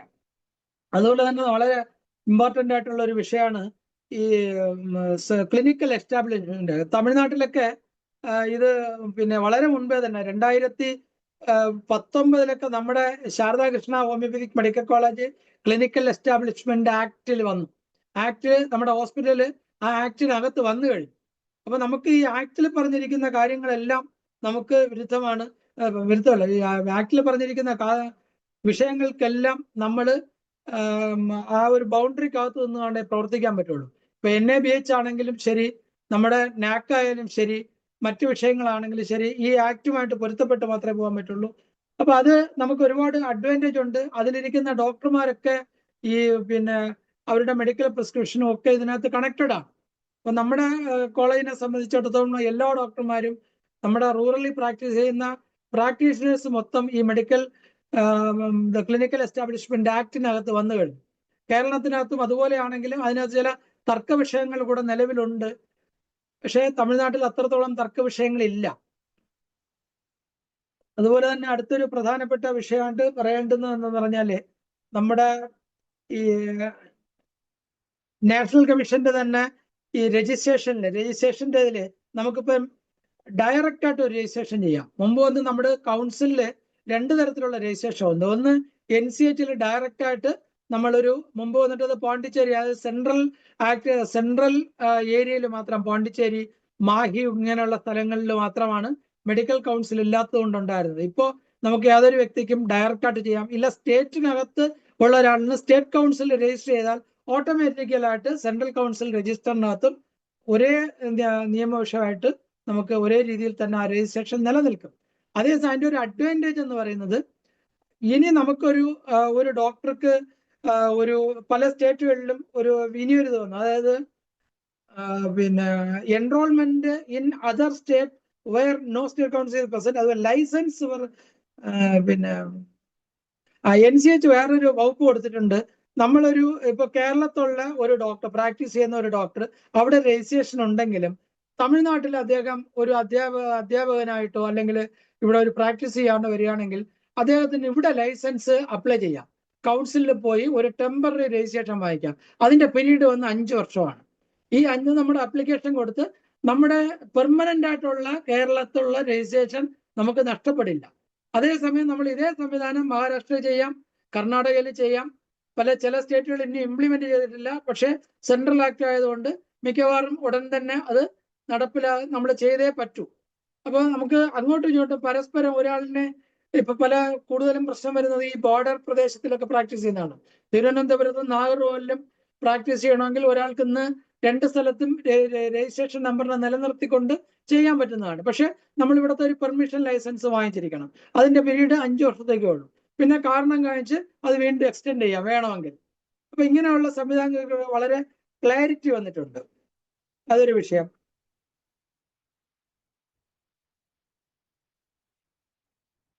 പിന്നെ നമ്മുടെ ഇപ്പം ആക്ടിവിറ്റീസിനെ കുറിച്ചാണ് നമ്മൾ കൂടുതൽ പറയുന്നത്. ആക്ടിവിറ്റീസിനെ സംബന്ധിച്ചിടത്തോളം ഒന്ന് കോഴ്സിന്റെ വിഷയങ്ങൾ.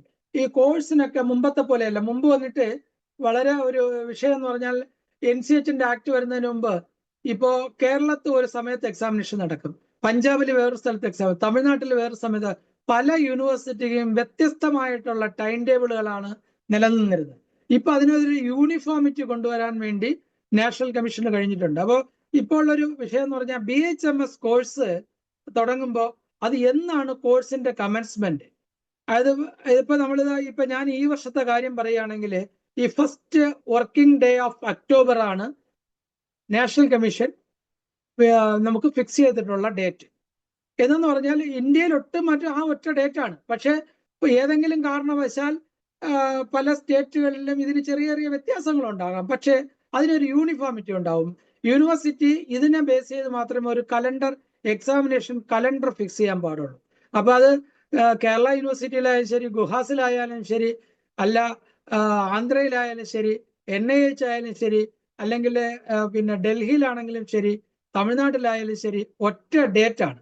ഈ ഡേറ്റിനകത്ത് അവരൊരു കട്ട് ഓഫ് ഡേറ്റ് ആണ് പറഞ്ഞിട്ടുള്ളത്. ആ കട്ട് ഓഫ് ഡേറ്റ് നമുക്ക് ഏതാണ്ട് ഇപ്പോ ഒരു നവംബറിലായിരുന്നു കട്ട് ഓഫ് ഡേറ്റ് പറഞ്ഞിട്ടുള്ളത്. ഈ വർഷത്തെ കാര്യം ഞാൻ പറയുകയാണെങ്കിൽ അത് പിന്നെ ഫൈനലി ആ കട്ട് ഓഫ് ഡേറ്റ് ഡിസംബർ 8-ാം തീയതി വരെ കൊണ്ടുവന്നു.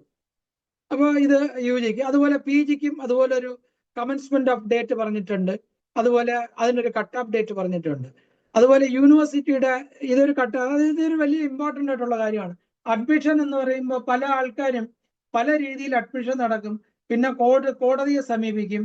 ഈ കുട്ടി ഇവിടുന്ന് നീറ്റിൽ ഒരു പക്ഷേ ക്വാളിഫിക്കേഷൻ ഉണ്ടാവില്ല, വേറൊരു സ്റ്റേറ്റിൽ എനിക്ക് നീറ്റിന്റെ മാർക്കില്ലെങ്കിലും കുഴപ്പമില്ല അഡ്മിഷൻ തരാമെന്ന് പറയും. പിന്നെ അവർ അവിടെ പോയി അഡ്മിഷൻ മേടിക്കും. പിന്നെ ഫൈനലി എന്താ പറയുന്നത്, അവരുടെ രജിസ്ട്രേഷൻ ഇല്ലാതെ പോകും. അപ്പൊ ഞാൻ ഒരു കോളേജിന്റെ പേരും പറയുന്നില്ല, എന്നിരുന്നാൽ പോലും എനിക്കറിയാവുന്ന ഞങ്ങളുടെ സുഹൃത്തുക്കളില് പല ആൾക്കാരും ഹോമിയോപ്പതിയുമായിട്ട് വളരെയധികം ബന്ധമുള്ള പല ഡോക്ടർമാരുടെയും അല്ലെങ്കിൽ സംഘടനാ തലത്തിൽ ബോധ്യമുള്ള ഡോക്ടർമാരുടെ മക്കൾ പോലും ഇന്ന് രജിസ്ട്രേഷൻ ഇല്ലാതെ ഒരുപാട് ആൾക്കാരുണ്ട്. പക്ഷേ എന്തെന്ന് പറഞ്ഞാൽ ഇതൊക്കെ നമുക്ക് ഒരു വ്യക്തത മനസ്സിലാക്കും. നമ്മളെ ഒരു ഇൻസ്റ്റിറ്റ്യൂഷന്റെ ധർമ്മം എന്ന് പറയുന്നത്, പ്രത്യേകിച്ചും അതിന്റെ അക്രഡിറ്റേഷൻ ഇതൊക്കെ വേണമെന്നെങ്കിലും ഒരു കുട്ടിക്ക് ഒരു സ്ഥാപനത്തിൽ പഠിച്ചു കഴിഞ്ഞാൽ അവരുടേതായ കാരണമല്ലാതെ ഇൻസ്റ്റിറ്റ്യൂഷന്റെ കാരണം കൊണ്ട് ആ കുട്ടിക്ക് ഒരു രജിസ്ട്രേഷനിലോ പഠിത്തത്തിലോ അതുമായിട്ട് ബന്ധപ്പെട്ട വിഷയങ്ങളിൽ ഒരു പോരായ്മ വരാനോ, അവർക്ക് രജിസ്ട്രേഷൻ കിട്ടാതെ വരാനോ, അവർക്ക് ഒരു അംഗീകാരമില്ലാതെയോ ഒരു സിറ്റുവേഷൻ വരാൻ പാടില്ല. പണ്ടൊക്കെ അത്തരം വിഷയങ്ങൾ പല സ്റ്റേറ്റുകളിലും ഉണ്ടായിരുന്നു. പല സ്റ്റേറ്റുകളിലും ഉണ്ടായിരുന്നു. പലർക്കും 4 കൊല്ലമൊക്കെ എനിക്കറിയാവുന്ന തമിഴ്നാട്ടിൽ തന്നെ ഒരു സ്ഥാപനത്തിനകത്ത് 4 കൊല്ലം പഠിച്ചിട്ട് പിന്നെ ആ കുട്ടികൾക്ക് അംഗീകാരം വേണമെന്ന് കുട്ടികൾ കോടതിയിൽ പോയി, കോടതി കൊടുത്തില്ല.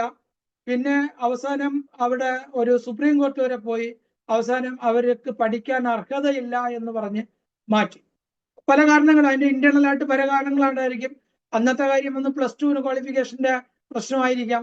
ഇങ്ങനെ പല വിഷയങ്ങളുണ്ട്. അപ്പം എന്നെ സംബന്ധിച്ചിടത്തോളം എനിക്ക് പറയാനുള്ള, ഒരു കുട്ടിക്ക് നമ്മുടെ ക്വാളിഫിക്കേഷന്റെ വിഷയത്തില് മിനിമം എലിജിബിലിറ്റി ക്രൈറ്റീരിയയിൽ മാറ്റം വരാൻ പാടില്ല. ആ എലിജിബിലിറ്റി ക്രൈറ്റീരിയ ഇപ്പൊ നാഷണൽ കമ്മീഷൻ വളരെ വ്യക്തമായിട്ട് കൊടുത്തിട്ടുണ്ട്. അപ്പൊ ഒരു സ്റ്റേറ്റിനും അതിനെ മാറി നിൽക്കാൻ പാടില്ല. അതിൽ 1-2 സ്റ്റേറ്റുകൾ മാറി നിന്നതാണ് ഇപ്പൊ കുറച്ച് കുട്ടികൾ പല സ്റ്റേറ്റുകളിലും പല കോളേജിലും പിന്നെ അവർക്ക് തുടരാൻ അല്ലെങ്കിൽ MQRL എന്ന് പറയുന്ന രജിസ്ട്രേഷൻ ചെയ്യാൻ വയ്യാതെ അവർക്ക് PGക്ക് അഡ്മിഷൻ വാങ്ങാൻ പറ്റാതെ രജിസ്ട്രേഷൻ നേടാൻ പറ്റാത്ത ഒത്തിരി കുട്ടികൾ പല സ്ഥലത്തും കഷ്ടപ്പെടുന്നുണ്ട്. അത് കേരളത്തിലും ഉണ്ട്. വളരെ കാരണം എമൗണ്ടിലൊക്കെ ബാർഗെയിൻ ചെയ്തുകൊണ്ട് പോയി അഡ്മിഷൻ വാങ്ങിക്കുക. പക്ഷെ ഇപ്പൊ ഈ നീറ്റ് വന്നതിന് ശേഷം ഈ കോളേജുകളിൽ യഥാർത്ഥത്തിൽ ഡൊണേഷൻ എന്നുള്ള സംവിധാനമേ ഇല്ല. ഒരുപാട് പല സ്ഥലത്തിലും തെറ്റിദ്ധാരണയുണ്ട്. നമുക്ക് ഡൊണേഷൻ എത്ര വാങ്ങിക്കും, അങ്ങനെയല്ല. നീറ്റ് കഴിഞ്ഞാൽ ഡൊണേഷൻ ഇല്ല. എല്ലാ 2 ഓപ്ഷനാണ് നീറ്റിനകത്തുള്ളത്. ഒന്ന് ഗവൺമെന്റ് കോട്ട. ഗവൺമെന്റ് കോട്ടയിൽ എത്ര സീറ്റ് എടുക്കാമോ അത്രയും സീറ്റ് ഗവൺമെന്റ് കോട്ടയിൽ എടുക്കാം. ഇനി ഒരു ഓൾ ഇന്ത്യ കോട്ട എന്ന് ഒരു സംവിധാനമുണ്ട്. ഓൾ ഇന്ത്യ കോട്ടയിൽ 15% സീറ്റ് ഓൾ ഇന്ത്യ കോട്ടയിൽ എടുക്കാം. പിന്നെ ഏത് സ്റ്റേറ്റിലാണെങ്കിലും 15% സീറ്റ് ഓൾ ഇന്ത്യ കോട്ടയാണ്. പിന്നെ ബാക്കി സീറ്റ് മാനേജ്മെന്റ് കോട്ട, പ്രൈവറ്റ് കോളേജ് ആണെങ്കിൽ. ഇപ്പൊ ഗവൺമെന്റിനെ സംബന്ധിച്ചിടത്തോളം 15% സീറ്റ് നാഷണൽ കൗൺസിലിംഗിൽ കൂടെയും ബാക്കിയുള്ള 85% സീറ്റും സ്റ്റേറ്റ് കൗൺസിലിംഗിൽ കൂടെയും മാത്രമേ വരാൻ പാടുള്ളൂ. ഇപ്പൊ ഒരു സ്വകാര്യ സ്ഥാപനമാണ് എങ്കിൽ സ്വകാര്യ സ്ഥാപനത്തില് ഓരോ സ്റ്റേറ്റിനും ഓരോ മാനദണ്ഡം വെച്ചിട്ടുണ്ട്. ഞങ്ങൾക്ക് തമിഴ്നാട്ടില് ശാരദാകൃഷ്ണ ഹോമിയോപ്പതി മെഡിക്കൽ കോളേജ് എന്ന് പറയുന്നത് ലിംഗ്വിസ്റ്റിക് മൈനോറിറ്റി ഇൻസ്റ്റിറ്റ്യൂഷനാണ്. ലിംഗ്വിസ്റ്റിക് മലയാളം മൈനോറിറ്റി ഇൻസ്റ്റിറ്റ്യൂഷനാണ്. അപ്പൊ സ്വാഭാവികമായിട്ടും നമ്മുടെ വിഷയം എന്ന് പറയുന്നത് നമുക്ക് 50% സീറ്റ് മാനേജ്മെന്റും 50% സീറ്റ് ഗവൺമെന്റുമാണ്. ഈ 50% സീറ്റിന് ആ 15% സീറ്റ് ഓൾ ഇന്ത്യ കൗൺസിലിൽ എടുക്കുമ്പോൾ, അതായത് ഓൾ ഇന്ത്യ കൗൺസിലിങ്ങിന് വരുമ്പോൾ എങ്ങനെ എടുക്കുന്നു എന്ന് പറഞ്ഞാൽ 7.5 ഗവൺമെന്റിൽ നിന്നും 7.5 മാനേജ്മെന്റിൽ നിന്നും എടുക്കും. അപ്പൊ നമുക്ക് 15 സീറ്റ് നമുക്കിങ്ങനെ നമുക്ക് 7.5 പിന്നെ ഒരു പ്രാവശ്യം 8 സീറ്റും ഒരു പ്രാവശ്യം 7 സീറ്റുമായിട്ട് റൊട്ടേഷനിൽ മാറിപ്പോകും. ഇപ്പൊ 15 സീറ്റ് എന്തായാലും നാഷണൽ കൗൺസിലിംഗ് അതിന്റെ ഫണ്ടമെന്റൽ ആയിട്ട് അവരുടെ കൗൺസിലിങ്ങിന് കൂടെ മാത്രമേ വരുള്ളൂ. അതേസമയം അതിനകത്തൊരു വ്യത്യാസം, നമ്മളൊരു സാധാരണ ആൾക്കാർക്ക് അറിഞ്ഞുകൂടാത്തൊരു വിഷയം ഉണ്ടാവും. സാധാരണ പാരന്റ്സ് ഒക്കെ ചോദിക്കുന്ന ഒരു വിഷയമാണ്. അതായത് ഓൾ ഇന്ത്യ കൗൺസിലിംഗ് എന്ന് പറയുന്നത് സെൽഫ് ഫൈനാൻസിങ് ഇൻസ്റ്റിറ്റ്യൂഷനെ സംബന്ധിച്ചിടത്തോളം അത് ഓൾ ഇന്ത്യ കൗൺസിലിംഗ് കണ്ടക്ട് ചെയ്യുന്ന ബോഡി എന്ന് പറയുന്നത് സ്റ്റേറ്റ് അഡ്മിഷൻ അതോറിറ്റിയാണ്. അതേസമയം ഗവൺമെന്റ് ഇൻസ്റ്റിറ്റ്യൂഷനെ സംബന്ധിച്ചോളം ആ 15% കോട്ട ഫില്ല് ചെയ്യുന്നത് നാഷണൽ അഡ്മിഷൻ ക്രൈറ്റീരിയ ആണ്. അതായത് ഓൾ ഇന്ത്യ കൗൺസിലിംഗ് ആണ്. ആയുഷ് മിനിസ്ട്രിയുടെ അകത്ത് വരുന്ന ഓൾ ഇന്ത്യ ആയുഷ് കൗൺസിലിംഗ് മൂലമാണ് 15% സീറ്റ് ഗവൺമെന്റ് സെക്ടറിലും ഡീംഡ് യൂണിവേഴ്സിറ്റിയിലും ഫില്ല് ചെയ്യുന്നത്. Government college and deemed university. ഒരു സ്വകാര്യ സെൽഫ് ഫിനാൻസിങ് കോളേജ് അത് ഏത് സ്റ്റേറ്റിലാണെങ്കിലും അത് അതാത് സ്റ്റേറ്റ് ഗവൺമെന്റിന്റെ പരിധിയിൽ വരുന്ന സെലക്ഷൻ കമ്മിറ്റിയുടെ കീഴിലാണ് ഈ ഓൾ ഇന്ത്യ കോട്ടയുടെ 15% സീറ്റ് ഫില്ല് ചെയ്തത്. പക്ഷെ റൂൾസ് ഏതാണെന്ന് പറഞ്ഞാൽ സെൻട്രൽ കൗൺസിലിന്റെ അതേ റൂളാണ്. സെൻട്രൽ ഗവൺമെന്റിന്റെ ഏതാണോ റൂൾ, മിനിസ്റ്റർ എന്താണോ പറഞ്ഞിട്ടുള്ളത് ആ റൂൾ തന്നെയാണ്. അതൊരു അഡ്മിഷനുമായിട്ട് ബന്ധപ്പെട്ട ഒരു പ്രധാന വിഷയമാണ്. അതുപോലെ തന്നെ മാനേജ്മെന്റ്. അപ്പൊ ഇപ്പോൾ ഉള്ള സംവിധാനം എന്ന് പറയുന്ന നമുക്ക് ഈ ഞാൻ നേരത്തെ പറഞ്ഞല്ലോ കോഴ്സിന്റെ കമൻസ്മെന്റ് കൊടുത്തിട്ടുണ്ട്. അതുപോലെ ഒരു കട്ട് ഓഫ് ഡേറ്റ് അവർ ഫിക്സ് ചെയ്തിട്ടുണ്ട്. അതുപോലെ തന്നെ യൂണിവേഴ്സിറ്റിയുടെ രജിസ്ട്രേഷൻ ഫിക്സ് ചെയ്തിട്ടുണ്ട്. യൂണിവേഴ്സിറ്റിയുടെ രജിസ്ട്രേഷൻ ഫിക്സ് ചെയ്യുക എന്ന് പറയുന്നത് ഒരു അഡ്മിഷന്റെ കട്ട് ഓഫ് ഡേറ്റ് എന്നാണോ അവിടെ നിന്ന് കൃത്യം 1 മാസത്തിനകത്ത് എല്ലാ യൂണിവേഴ്സിറ്റിയും രജിസ്ട്രേഷൻ നടത്തിയിരിക്കണം. 1 മാസത്തിനകത്ത് രജിസ്ട്രേഷൻ ഫിക്സ് ചെയ്തിരിക്കണം. ഈ 1 മാസത്തെ ഈ രജിസ്ട്രേഷൻ കഴിഞ്ഞിട്ട് അതിനൊരു എൻറോൾമെന്റ് നമ്പർ ഉണ്ടാവും. ഈ നമ്പറുമായിട്ട് നമ്മൾ ഇവിടെ ആയുഷിന്റെ പോർട്ടലിൽ അപ്ലോഡ് ചെയ്യണം. എക്സൽ ഫോർമാറ്റിൽ ആയുഷിന്റെ പോർട്ടലിൽ അപ്ലോഡ് ചെയ്യണം. അപ്പൊ ഈ ആയുഷിന്റെ പോർട്ടലില് ഒരു നാഷണൽ കമ്മീഷൻ ഓഫ് ഹോമിയോപ്പതിയുടെ ഒരു സൈറ്റില് അവർക്ക് കൃത്യമായിട്ട് ഇന്ത്യയിലുള്ള എത്ര കുട്ടികൾ ഹോമിയോപ്പതിക്ക് അഡ്മിഷൻ മേടിച്ചിട്ടുണ്ട് എന്നറിയാൻ പറ്റും. ഒരു നാഷണൽ ലെവലിൽ തന്നെ കണക്കെടുക്കാൻ പറ്റും, ഒരു സ്റ്റേറ്റ് ലെവലിൽ കണക്കെടുക്കാൻ പറ്റും, ഒരു യൂണിവേഴ്സിറ്റി ലെവലിൽ കണക്കെടുക്കാൻ പറ്റും. ഇത്രയും കാര്യങ്ങൾ കൃത്യമായിട്ട് നമുക്ക് മനസ്സിലാക്കാനുള്ള ഒരു സംവിധാനമുണ്ട്. അപ്പൊ അത് മാത്രമല്ല, അത് കഴിഞ്ഞതിന് ശേഷം NCH എന്ന ഒരു രജിസ്ട്രേഷൻ കൊടുക്കും. ആ രജിസ്ട്രേഷന് എന്ത് പേര് പറയുന്നു? ആയുഷ് ID എന്നാണ് പറയുന്നത്. ആയുഷ് ID. ഈ ആയുഷ് ID ഒരാള് BHMSന്റെ ഫസ്റ്റ് ഇയറിൽ മേടിച്ചു കഴിഞ്ഞാൽ അദ്ദേഹത്തിന് ഫൈനൽ ഇയറിൽ ഇദ്ദേഹത്തിന് MQRL പോകുമ്പോഴും രജിസ്ട്രേഷൻ നമ്പർ കൊടുക്കുമ്പോഴും ഈ നമ്പറിന് വിധേയമായിരിക്കും. മാത്രവുമല്ല, അദ്ദേഹം നാളെ PG പഠിക്കാൻ പോവുകയാണെന്നുണ്ടെങ്കിലും ഈ ആയുഷ് ID ബേസിൽ മാത്രമേ പോകത്തുള്ളൂ. അതുപോലെ തന്നെ ഇവർക്ക് സെക്കൻഡ് നമുക്ക് ABC ഇതിന് രണ്ടാമത് ഈ കുട്ടി 6 മാസം പഠിച്ചു കഴിയുമ്പോൾ എലക്റ്റീവ് എന്ന് പറഞ്ഞിട്ട് ഒരു 2 സബ്ജക്റ്റ് കൊടുക്കും. അത് ആയുഷിന്റെ വെബ്സൈറ്റിൽ അവൈലബിൾ ആണ്. അല്ലെന്നുണ്ടെങ്കിൽ NBTLന്റെ വെബ്സൈറ്റിൽ അവൈലബിൾ ആണ്. ഈ കോഴ്സ് അവർ ചോയ്സ് കൊടുക്കും. ഈ ചോയ്സിൽ അവർ ഓരോ വർഷവും അവർ തന്നെ 1-2 ഓപ്ഷൻ കൊടുക്കും. 2 സബ്ജക്റ്റോ 3 സബ്ജക്റ്റോ കൊടുക്കും. ഈ സബ്ജക്റ്റിൽ ഈ കുട്ടി സ്വയം പഠിച്ചിട്ട് ആ പരീക്ഷ എഴുതി അതിന്റെ പാസ് മാർക്ക് 40% മാർക്ക് എടുത്താൽ മാത്രമേ ഈ നമ്മുടെ എലക്റ്റീവ് പാസ്സാവുള്ളൂ. എലക്റ്റീവ് പാസ്സായി കഴിഞ്ഞാൽ ഇവരെന്ത് ചെയ്യണമെന്ന് പറഞ്ഞാൽ അവർ പാസ് മാർക്ക് കൊടുക്കും. ഈ പാസ് മാർക്ക് എവിടെ കൊടുക്കും? യൂണിവേഴ്സിറ്റിയിൽ കൊടുക്കും. അപ്പൊ NCHന്റെ പോർട്ടലിൽ ഓക്കെ ആക്കുന്നത് ആരെന്ന് യൂണിവേഴ്സിറ്റിയാണ് വെരിഫൈ ചെയ്യുന്നത്. അപ്പം യൂണിവേഴ്സിറ്റിക്കും NCHനും ഒക്കെ സമാന്തരമായിട്ട് ഒരു കുട്ടിയുടെ ഡാറ്റയിൽ വ്യത്യാസം വരാൻ പാടില്ല. അതുപോലെ തന്നെ അവരുടെ ഒരു ABC ക്രൈറ്റീരിയ എന്ന് പറയുന്ന ക്രൈറ്റീരിയ അവർ ഒരു ID കൊടുത്തിട്ടുണ്ട്. ഓരോ കുട്ടിക്കും ABC ക്രൈറ്റീരിയ. അപ്പൊ അവരുടെ മാർക്ക് ലിസ്റ്റ് എല്ലാം ഇതിന് വിധേയമാണ്. അതായത് ഇന്ന് നമുക്കറിയാമല്ലോ, പല സ്ഥലത്തും ഈ വ്യാജ മാർക്ക് ലിസ്റ്റുകളുടെ ഒരു അതിപ്രസരം പല സ്ഥലത്തും ഉണ്ട്. ഇപ്പൊ ഈ ഒരു ABC ക്രൈറ്റീരിയ വന്നതിന് ശേഷം നമുക്ക് ഒരു മാർക്ക് ലിസ്റ്റിന്റെ ഒരു വ്യാജൻ ഒരു കാരണവശാലും വരില്ല, ഒരു സ്ഥലത്തും വരില്ല. അപ്പൊ യൂണിവേഴ്സിറ്റിക്കൊക്കെ ഇതൊക്കെ നടപ്പിൽ വരുത്തുന്നതിൽ പല യൂണിവേഴ്സിറ്റിക്കും പല ബുദ്ധിമുട്ടുകൾ ഉണ്ടെങ്കിലും സ്വാഭാവികമായിട്ടും ഇതൊക്കെ കൃത്യമായിട്ടുള്ള ഒരു മോണിറ്ററിംഗിൽ കൂടെ ഇത് നല്ല അടുത്ത ഒരു 1-2 വർഷം കൊണ്ട് കൃത്യമായിട്ടുണ്ടാവും. പിന്നെ യൂണിവേഴ്സിറ്റി എക്സാമിനേഷൻ എന്നാണ് നടക്കണം? ഇപ്പൊ ഞങ്ങൾ ഈ പറയുന്ന കുട്ടികൾക്ക് പരീക്ഷ നടക്കേണ്ടത് സെക്കൻഡ് വീക്ക് ഓഫ് ഫെബ്രുവരി 2026 അല്ല 2027, അങ്ങനെ വളരെ ഫിക്സ് ചെയ്തിട്ടുണ്ട്.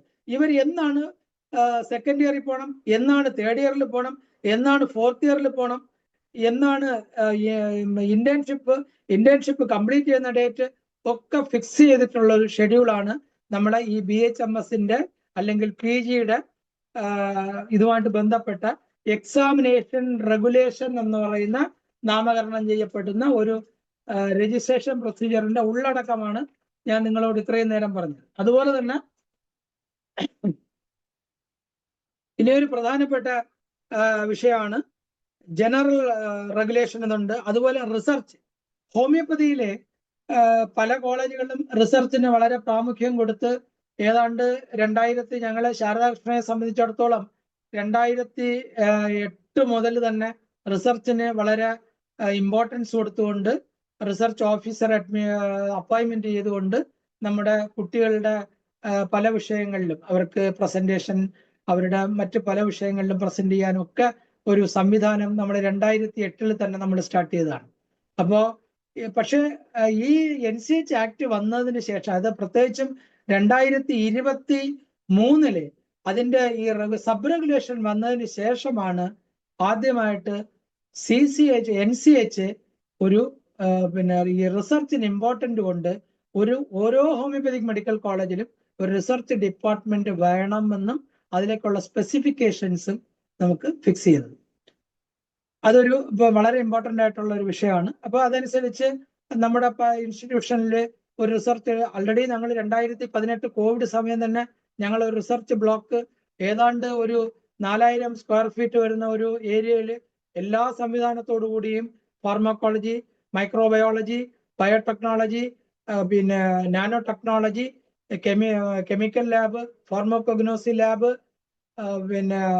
റിസർച്ച് സയന്റിസ്റ്റ്, പാത്തോളജിസ്റ്റ് ഉൾപ്പെടുന്ന വിപുലമായ ഒരു സംവിധാനം നമ്മൾ ആൾറെഡി ചെയ്തിട്ടുണ്ട്. പക്ഷേ ഗവൺമെന്റ് ഇപ്പോഴാണ് നമ്മുടെ പോളിസിയുടെ ഭാഗമായിട്ട്, റെഗുലേഷന്റെ ഭാഗമായിട്ട് അങ്ങനെ ഒരു സംവിധാനം വന്നു. പിന്നെ അത് കഴിഞ്ഞതിന് ശേഷം 2024 അതായത് ഇപ്പോൾ 2 വർഷത്തിന് മുമ്പാണ് ഒരു മിനിമം സ്റ്റാൻഡേർഡ് ഓഫ് റെഗുലേഷൻ എന്ന് പറഞ്ഞിട്ട് ഒരു റെഗുലേഷൻ ആൻഡ് റേറ്റിംഗ് റെഗുലേഷൻ ഒക്കെ വന്നത്. അപ്പൊ അതിനു മുമ്പ് എങ്ങനെ ആയിരുന്നു എന്ന് വെച്ചാൽ, മുമ്പ് വന്നിട്ട് MES എന്നായിരുന്നു, മിനിമം എഡ്യൂക്കേഷണൽ സ്റ്റാൻഡേർഡ്സ് എന്ന് പറഞ്ഞിട്ടാണ് 1986 CCRH ഉണ്ടായിരുന്നു, CCH ഉണ്ടായിരുന്നു. അത് കഴിഞ്ഞതിന് ശേഷം അതിന് 2001 അമെൻമെന്റ് വന്നു. അത് CCHനകത്ത് ചില കാര്യങ്ങളും PGയുടെ റെഗുലേഷൻസ് എല്ലാം കൂടെ ഉൾപ്പെടുത്തിക്കൊണ്ടുവന്നു. അത് കഴിഞ്ഞതിന് ശേഷം 2003 MSR എന്ന് പറയുന്ന minimum standard of education regulation എന്ന് പറയുന്നു വന്നു. 2014 ഒന്നുകൂടെ ഈ നമ്മുടെ NABH അതിനെയൊക്കെ ഉൾപ്പെടുത്തിക്കൊണ്ട് 2013 ഒരു റെഗുലേഷൻ വന്നു. കുറച്ചുകൂടെ ക്ലാരിറ്റി ആയിട്ടുള്ള റെഗുലേഷൻ വന്നു. പക്ഷെ അതിലൊക്കെ വന്നിട്ട് ക്ലാരിറ്റി ഒക്കെ വന്നെങ്കിലും ഈ കോളേജുകൾ അതുമായിട്ട് പൊരുത്തപ്പെടാനുള്ള സമയം വളരെയധികം എടുത്തു. പക്ഷെ ഇപ്പോൾ അതിന്റെ ഒരു 2020 ആക്ട് വന്നതോടുകൂടി ഇതിനൊക്കെ ഒരു വ്യക്തത ഉണ്ടായി. എഡ്യൂക്കേഷൻ പോളിസിയുമായിട്ട് കോളേജുകൾ ഒത്തുപോകേണ്ടുന്ന ഒരു അവസ്ഥ ഉണ്ടായി. കോളേജുകൾക്ക് പൊതുവെ ഒരു സ്റ്റാൻഡേർഡ് ഇല്ല എന്നെങ്കിൽ നടത്തിക്കൊണ്ടു പോകാൻ പറ്റാത്തൊരു സാഹചര്യം ഉണ്ടായി. അക്രഡിറ്റേഷൻ നിർബന്ധമായി. പിന്നെ അതുപോലെ അക്രഡിറ്റേഷൻ എന്ന് പറഞ്ഞാൽ ഒന്ന് NABHന്റെ അക്രഡിറ്റേഷൻ ഉണ്ട്, ഒന്ന് NAACന്റെ അക്രഡിറ്റേഷൻ ഉണ്ട്. പിന്നെ ഈ 2024 വന്നതോടുകൂടി ക്വാളിറ്റി കൗൺസിൽ ഓഫ് ഇന്ത്യയുടെ ഒരു അക്രഡിറ്റേഷൻ ഡെവലപ്പ് ചെയ്തു. അങ്ങനെ 2025 BHMSന്റെ സിലബസ് എല്ലാം കൂടെ അമെൻമെന്റ് ചെയ്തു. MD കോഴ്സിനെ കുറിച്ച് 2025 അമെൻമെന്റ്. അങ്ങനെ ഇപ്പൊ ശരിക്കും പറഞ്ഞാൽ ഈ കോഴ്സിന്റെ വിവിധമായിട്ടുള്ള ഒരു രീതിയിൽ, അതായത് CBDC എന്നാണ് അതിന്റെ ഷോർട്ട് ഫോമിൽ പറയുന്നതെങ്കിലും വളരെയധികം കുട്ടികൾക്ക് നമ്മുടെ സാധാരണ ഒരു സ്റ്റേറ്റ് സിലബസ്, CBSE സിലബസ് എന്നൊക്കെ പറയുന്നത് പോലെ വളരെ വ്യക്തമായിട്ട് ഉള്ള ഡിഫറൻറ്റ് ഇതിനകത്ത് വന്നു തുടങ്ങി. സ്വാഭാവികമായിട്ടും ഇത്രയും കാര്യങ്ങൾ ഈ റെഗുലേഷനിൽ കൂടെ വന്നതോടുകൂടി വളരെയധികം നമുക്കിതിനകത്ത് ഒരുപാട് മാറ്റമുണ്ടായി. ഇനി നമുക്കിത് ഇനിയും ഒരു സെക്ഷൻ ഉണ്ടെങ്കിൽ മാത്രമേ ഇതിന്റെ പൂർണ്ണമായിട്ട് ഇത് പറഞ്ഞ് ഫലിപ്പിക്കാൻ പറ്റുള്ളൂ. കാരണം ഇത് ഇംപ്ലിമെന്റ് ചെയ്യുന്ന ഇത്രയും കാര്യങ്ങളെ ഇംപ്ലിമെന്റ് ചെയ്യുക എന്ന് പറയുന്നത് ഒരു സാധാരണ ഒരു ഹോമിയോപ്പതിയോട് വളരെയധികം കമ്മിറ്റ്മെന്റ് ഉള്ള ഒരു സ്ഥാപനത്തിന് മാത്രമേ ഇത് നടത്തിക്കൊണ്ടുപോകാൻ പറ്റുള്ളൂ. നമുക്കിപ്പം പല സ്ഥാപനങ്ങളും ഇപ്പൊ ഇൻസ്റ്റിറ്റ്യൂഷൻസ് പലതും മോണിറ്ററി ബെനിഫിറ്റിലൊക്കെ ആയിട്ടും അല്ലെന്നുണ്ടെങ്കിൽ മറ്റു പല ഉദ്ദേശങ്ങളോടുകൂടിയും തുടങ്ങുന്ന, അല്ലെങ്കിൽ ഇൻഫ്രാസ്ട്രക്ചർ ഓൾറെഡി എഞ്ചിനീയറിംഗിന്റെയും അല്ലെങ്കിൽ ഫാർമസി സയൻസിന്റെ ഒക്കെ പിന്നെ ഇൻഫ്രാസ്ട്രക്ചർ ഉള്ള ഇൻസ്റ്റിറ്റ്യൂഷൻസ് പലരും ഇങ്ങനെ ഹോമിയോപ്പതി രംഗത്തോട്ട് അതിന്റെ സുവർണകാലത്ത് വന്നിട്ടുണ്ട്. പക്ഷേ ഈ പറയുന്ന ആക്ട് പ്രകാരം അല്ലെങ്കിൽ ഈ റെഗുലേഷൻ പ്രകാരം ഒക്കെ ഒരു സ്ഥാപനം നടത്തിക്കൊണ്ട് പോകുമ്പോൾ അല്ലെങ്കിൽ ഇതിനെ ഇംപ്ലിമെന്റ് ചെയ്യുമ്പോൾ അതിന് വരുന്ന ഏറ്റവും വലിയ വിഷയം എന്ന് പറയുന്നത് അതിന്റെ ഒരു കൃത്യമായിട്ട് സ്റ്റാഫിനെ അപ്പോയിന്റ്മെന്റ് ചെയ്യുക എന്നുള്ളതാണ്. അപ്പൊ ഈ സ്റ്റാഫിന്റെ അപ്പോയിന്റ്മെന്റ് എന്ന് പറയുമ്പോൾ നമുക്ക് ഈ കാര്യങ്ങൾ കൃത്യമായിട്ട് അതിലേക്കാൾ റെഗുലേഷനിൽ എല്ലാ കാര്യങ്ങളും പറഞ്ഞിട്ടുണ്ട്. അതിലൊക്കെ അവർക്ക് സ്റ്റാഫിനെ എങ്ങനെ നയിക്കണം.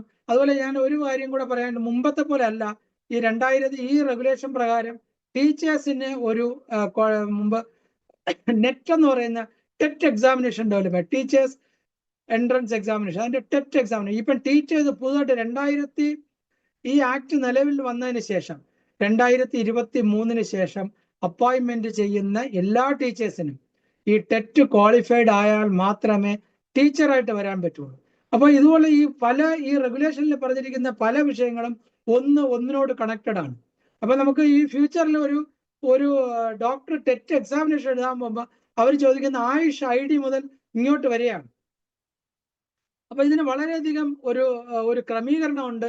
പക്ഷെ ഇതിനൊരു അവയർനെസ് ഉണ്ടാകുക എന്ന് പറയുന്നത് ഒരു നാഷണൽ കമ്മീഷൻ തന്നെ പല ഘട്ടങ്ങളിലായിട്ട് നമ്മൾ റീജിയനായിട്ട് തിരിച്ചിട്ട് നമ്മുടെ ബാംഗ്ലൂരിലും NIH നമ്മുടെ കോട്ടയത്തും ഒക്കെ പല പ്രോഗ്രാംസ്, അവയർനെസ് പ്രോഗ്രാം ഈ റെഗുലേഷനെ പറ്റിയും ഒക്കെ കൊടുത്തിട്ടുണ്ട്. പക്ഷെ അത് പൂർണ്ണമായിട്ടും നമ്മുടെ റൂട്ട് ലെവലിൽ എത്തിയിട്ടുണ്ടോ എന്ന് ചോദിച്ചാൽ ഇല്ല. കാരണം ഓരോ സെക്ഷനിലും കുറച്ച് ഭാഗങ്ങൾ അവർ പറഞ്ഞിട്ടുണ്ട്. എക്സാമിനേഷൻ എങ്ങനെ നടത്തണം, രജിസ്ട്രേഷൻ എങ്ങനെ നടത്തണം, അതിലേക്കുള്ള ഹാൻഡ്സ് ഓൺ ട്രെയിനിങ് ഒക്കെ നടത്തിയിട്ടുണ്ട്. അതൊന്നും നമ്മൾ കുറച്ച് കാണാൻ പാടില്ല, വളരെയധികം നടത്തിയിട്ടുണ്ട്. പക്ഷെ ഇതൊക്കെ ഒരു സ്ഥാപനത്തിനകത്ത് 10-60 പേര് വർക്ക് ചെയ്യുന്ന ഒരു സ്ഥാപനത്തിനകത്ത് 1, 2, 3 ആൾക്കാർ മാത്രം മനസ്സിലാക്കിയാൽ അത് റൂട്ട് ലെവലിൽ പോവില്ല. പക്ഷെ അത് റൂട്ട് ലെവലിൽ പോകണമെങ്കിൽ ഈ പറയുന്ന accreditation process, NABH, quality council of India പോലെയുള്ള സ്ഥാപനങ്ങൾ നമ്മൾ ഇംപ്ലിമെന്റ് ചെയ്ത് വരുമ്പോൾ മാത്രമേ അതിന്റെ പോസിറ്റീവ് നെഗറ്റീവ് ആയിട്ടുള്ള കാര്യങ്ങൾ പൂർണ്ണമായ അർത്ഥത്തിൽ നമുക്ക് കൊണ്ടുപോകാൻ സാധിക്കുകയുള്ളൂ. അപ്പോൾ അതുപോലെ ഇനി ഞാൻ ഈ പറയാൻ അടുത്ത് വരുന്നത് ഞങ്ങളെ ഒരു ഇൻസ്റ്റിറ്റ്യൂഷൻ എങ്ങനെ ഇത് കണ്ടക്ട് ചെയ്യണം എന്ന് പറയണമെങ്കിൽ അത് ഇനിയൊരു 1 മണിക്കൂർ സമയം വേണം. അപ്പൊ ഇപ്പൊ എന്റെ സമയം 10:20 ഇനിയൊരു 10 മിനിറ്റ് ഉണ്ട്. അപ്പോ എനിക്ക് പറയാനുള്ള, ഇനി ഞാൻ കൂടുതൽ പറയുന്നതിൽ അർത്ഥമില്ല. കാരണം ഈ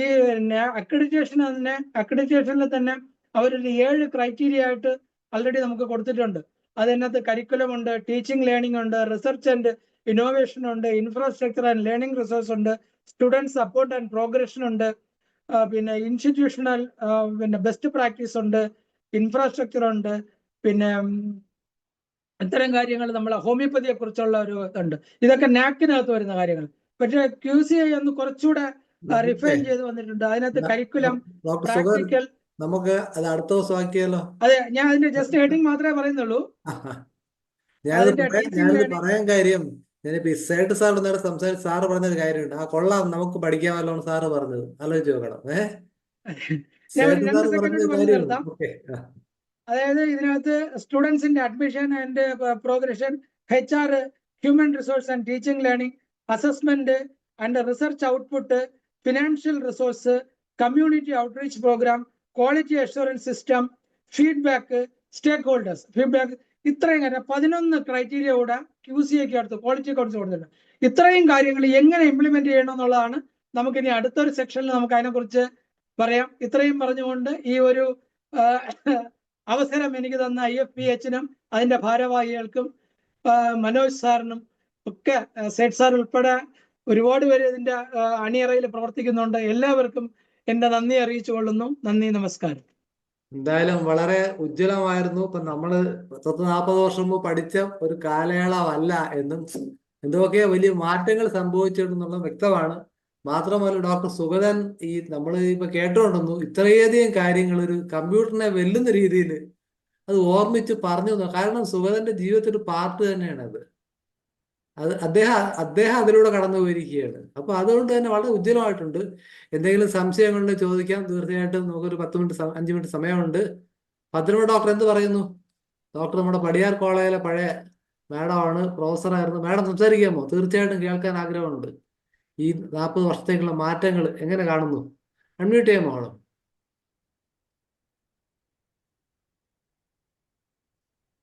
അൺമ്യൂട്ട് ചെയ്യാം മാഡം. പറയൂ. സുഗതൻ സാറിനെ കണ്ടതുകൊണ്ട് ഞാൻ കേറിയതാണ്. അതെ, സാറുമായിട്ട് നല്ല പരിചയമുണ്ട്. അയ്യോ, മാറ്റങ്ങള് ഭയങ്കരമാണ്. ഒന്നും വിചാരിക്കാൻ പറ്റാത്ത കാര്യങ്ങൾ.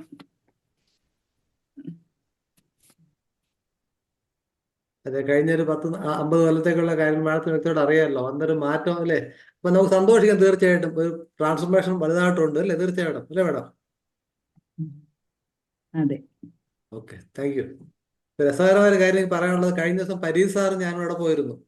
അപ്പൊ ശരിക്കും ഹോമിയോപ്പതിക്ക് പുറത്ത് നിൽക്കുന്നവർക്ക് ഹോമിയോപ്പതിയുള്ള പാഷൻ അത് പറഞ്ഞറിയിക്കാൻ പറ്റില്ല. ഇവിടെ ഒരു ഓർഗനോൺ ഓഫ് മെഡിസിന്റെ പുസ്തകം ഡോക്ടർ സുഗതൻ കൊണ്ടുവച്ചിട്ടുണ്ട്. ജർമ്മൻ വർക്കിന്റെ കോപ്പിയാണ്. അപ്പം അത് സുഗതൻ പറഞ്ഞ ലുധിയാന ഏതോ കോളേജ് മൂലയിൽ കിടന്ന സാധനമാണ്. ഒന്ന് ആലോചിച്ച് നോക്കണം. സാറ് പറഞ്ഞു ഇത് എടുത്തിട്ട് എനിക്ക് രോമാഞ്ചം ഉണ്ടാവും ഈ പുസ്തകം നേരിട്ട് കണ്ടിട്ട്. അപ്പൊ അത്രത്തോളം പാഷനേറ്റുള്ള ആൾക്കാർ പുറത്തുണ്ടെന്നുള്ള തിരിച്ചറിഞ്ഞാണ് IFPH പ്രത്യേകത. അങ്ങനെ ഒരു രംഗം നേരിട്ട് കാണുകയും ഭാഗ്യമുണ്ടാകുന്നുണ്ടോ പറയാൻ ആഗ്രഹിക്കുകയാണ്. ഇനി ആർക്കെങ്കിലും എന്തെങ്കിലും സംശയങ്ങളോ കാര്യങ്ങളോ സംസാരിക്കണം, ഡോക്ടർ സുഗതൻ സംസാരിക്കാം. അപ്പൊ ഈ ഓരോ ഇയർ ബൈ ഇയർ ആയിട്ട് കാണിച്ചപ്പോഴേക്ക് മനസ്സിലായ കാര്യം, ഏതാണ്ട് 78-നും 95-നും ഇടയ്ക്ക് വലിയൊരു മാറ്റങ്ങളൊന്നും വന്നായിട്ട് കണ്ടു. ഏതാണ്ട് 17 വർഷം ഒരു പോസ്റ്റ് ഗ്രാജുവേഷൻ കോഴ്സ് വന്നു 91-ലാണ് തോന്നുന്നു. പക്ഷെ അല്ല, ഒരു ഗ്യാപ്പ് വന്ന. നേരെ മറിച്ച് 2020 മുതൽ 25 വരെ കുറെ ആക്ടിവിറ്റീസ് നടന്നിട്ടുണ്ട്. ഡോക്ടർ സുഗതൻ കാണിച്ചതും ഒരു ചാർട്ട് നോക്കിയാൽ മനസ്സിലാകും. അപ്പൊ അതിനർത്ഥം എന്താണ്? എവിടെയൊക്കെയോ നമുക്ക് ഒരുപാട് സ്പേസ് നഷ്ടപ്പെട്ടു എന്നുള്ളതാണ്. അപ്പൊ ഇനി ഓരോ മാസം തോറും ഓരോ പുതിയ വർക്കുകൾ വന്നാൽ മാത്രമേ ഇത് മാറ്റം ഉണ്ടാവുള്ളൂ. പ്രത്യേകിച്ച് പുതിയ കോഴ്സുകൾ തുടങ്ങാനാണ്. പ്രത്യേകിച്ച് ഇന്നത്തെ ഈ എന്താ പറയുക ഫോർമൽ എഡ്യൂക്കേഷൻ മേഖല എന്ന് പറയുന്നത് പുതിയ പുതിയ കോഴ്സുകൾ ധാരാളം വരുന്നുണ്ട്. Especially it is related to industry. ഇപ്പൊ ഇൻഡസ്ട്രിയുമായിട്ട് ബന്ധപ്പെട്ടല്ല ഇന്ന് വിദ്യാഭ്യാസത്തിന് നിലനിൽപ്പില്ല എന്ന് ഹോമിയോപ്പതി രംഗം തിരിച്ചറിയേണ്ടതുണ്ട്. അത് ഇല്ലാന്നുണ്ടെങ്കിൽ വളരെ പ്രത്യേകിച്ചും 280 കോളേജ് അല്ലേ, 280 കോളേജ് അല്ലേ ഡോക്ടർ സുഗതൻ? ഇത്ര കോളേജ് ഇപ്പോൾ ഉള്ളത്? ആ, ഇത്രയും കോളേജിലുള്ളപ്പോൾ കുറെ അധ്യാപകരുണ്ട്, അവരുടെ ഭാവിയാണ്. ഇത് തിരിച്ചറിഞ്ഞുകൊണ്ട് ശക്തമായ രീതിയിലുള്ള മുന്നേറ്റം NCHന്റെ ഭാഗത്ത് ഉണ്ടായില്ലെന്നുണ്ടെങ്കിൽ അപകടം. ഡോക്ടർ സുഗതൻ പറഞ്ഞ വേറൊരു കാര്യം, ശരിക്കും കോളേജുകൾ മാനേജ്മെന്റിൽ നിന്ന് മാറി NCHന്റെ നേതൃത്വത്തിലേക്ക് വന്നപ്പോൾ ഉണ്ടായ ഒരു മാറ്റം വളരെ വലുതാണ്. മുമ്പ് അങ്ങനെ അല്ലായിരുന്നല്ലോ, സൗകര്യത്തിന് പുറത്ത് കൺവീനിയൻസ് ആയിരുന്നു. അത് മാറി എന്ന വലിയ കാര്യമാണ്. അതുപോലെ തന്നെ കോളേജിനെ കുറിച്ച് ധാരാളം കാര്യങ്ങൾ പറയേണ്ടത്. നേപ്പാളിൽ മാത്രമാണ് കോഴ്സ് നടത്തുന്നതെന്ന് പറഞ്ഞല്ലേ, BHMS കോഴ്സ്, അങ്ങനെയാണല്ലോ. അതുപോലെ കുറച്ച് നാൾ ഇന്ത്യ ഗവൺമെന്റ് ഓസ്ട്രേലിയൻ ഗവൺമെന്റ് ആവശ്യപ്പെടുന്നു ഇന്ത്യയുടെ ഡിഗ്രികൾ ഓസ്ട്രേലിയ അംഗീകരിക്കണം എന്ന്. ശരിക്കും ആ സമയത്ത് തന്നെ നമ്മൾ ഇതിനെക്കുറിച്ച് ചർച്ച ചെയ്തിരുന്നു. ഈ ഒരു കാര്യത്തിൽ ഹോമിയോപ്പതി ഉൾപ്പെടുത്തണമെന്നുണ്ട്, BHMS അവർ ഉൾപ്പെടുത്തണം എന്ന് പറഞ്ഞു. പക്ഷെ അത് എത്രത്തോളം ആരെങ്കിലും പ്രപ്പോസ് ചെയ്തോ എന്തെങ്കിലും സംഭവിച്ചോ എന്ന് എനിക്കറിയില്ല. നമ്മൾ അതിനെക്കുറിച്ച് ചർച്ച ചെയ്തിരുന്നു. അതുപോലെ തന്നെ ഈ നീറ്റിനെ കുറിച്ച് വളരെ ശ്രദ്ധേയമായ ഒരു നിരീക്ഷണമാണ്. പൊതുവെ പല മാനേജ്മെന്റുകളും പറയുന്നത് നീറ്റിന്റെ ആവശ്യമില്ല എന്നാണ്. പക്ഷെ ഇതൊക്കെ നമ്മുടെ സ്റ്റാറ്റസിന്റെ സിമ്പിൾ തന്നെയാണത്. നിങ്ങൾ എല്ലാവരും ഒരു എൻട്രൻസ് എഴുതിയാണ് വരുന്നത്, ഒരേ തരം കോഴ്സ് പഠിച്ച് വരികയാണ്. അപ്പോൾ അവിടെ യൂണിഫോമിറ്റി ഉണ്ടാകും. പ്രത്യേകിച്ച് ഇപ്പോൾ സുപ്രീം കോടതിയിൽ ഡിവിഷൻ ബെഞ്ചിന് മുമ്പിൽ കേസ് കിടക്കുകയാണ് ഹോമിയോപ്പതി അതർ ആയുഷ് സിസ്റ്റത്തിന്റെ സ്റ്റാറ്റസ് എന്തായിരിക്കണം എന്നുള്ളതിനെ കുറിച്ച്. ഞാൻ IFPHൽ പലരോടും പറയുകയുണ്ടായി, ചർച്ച നടത്തണം, പക്ഷെ ഇന്നും എത്തിയില്ല. രാജീവ് ഗുഡിയ ഡോക്ടർ ഇന്നലെയും 2 ദിവസം മുമ്പും പറഞ്ഞിരുന്നു ഹിന്ദി ആൻഡ് ഇംഗ്ലീഷ് ബില്ല് വെക്കണം. കാരണം ഇല്ലാണ്ട് ഡിവിഷൻ ബെഞ്ചിൽ തീരുമാനം എടുക്കുകയാണ്. ഹോമിയോപ്പതി ആയുർവേദത്തിനൊക്കെ അതിന്റെ അലോപ്പതിയുടെ പുറകെ നിർത്തിയാൽ മതിയെന്ന് തീരുമാനിച്ചു കഴിഞ്ഞാൽ അന്നെല്ലാം അവിടെ താഴെ പോകും. അപ്പൊ ശക്തമായ രീതിയിൽ പ്രതികരിക്കാൻ നമ്മൾ പഠിക്കണം. അതുപോലെ കാര്യങ്ങൾ ഉൾക്കൊള്ളാനും റിയാക്ട് ചെയ്യാനും പഠിക്കേണ്ടതിരിക്കുന്നു. പിന്നെ അതുപോലെ തന്നെ ഈ NCP കോഴ്സ് ഇപ്പോൾ പറഞ്ഞോ ഇല്ല ഡോക്ടർ സുഗതൻ, അത് മതിയാക്കിയിട്ടുണ്ട്. ഇപ്പൊ അതിന് പകരം ജനറൽ നഴ്സിംഗ് കഴിഞ്ഞ അവരാണ് എടുക്കുന്നത്. ഇപ്പൊ നമ്മുടെ പല ആശുപത്രികളിലും അത്യാവശ്യം ജനറൽ മാനേജ്മെന്റിനുള്ള നഴ്സിംഗ് ഫാക്കൽറ്റിക്ക് അവർക്കല്ല ജീവനക്കാർക്ക് നല്ല കപ്പാസിറ്റി ഉള്ളവർ തന്നെയാണ്. ഇപ്പോൾ ഉള്ള CCP ആണ്, സർട്ടിഫിക്കറ്റ് കോഴ്സ് ഹോമിയോപ്പതി ഫാർമസി എന്നാണ് ഇപ്പൊ കൊടുത്തിരിക്കുന്നത്. NCP ഇല്ല, അത് നിർത്തിയിട്ടുണ്ട്. പിന്നെ അങ്ങനെയുള്ളത് മറ്റ് ചില സ്റ്റേറ്റുകളുടെ അവരുടെ ആവശ്യത്തിനനുസരിച്ച് മാത്രമാണ് നടത്തുന്നത്.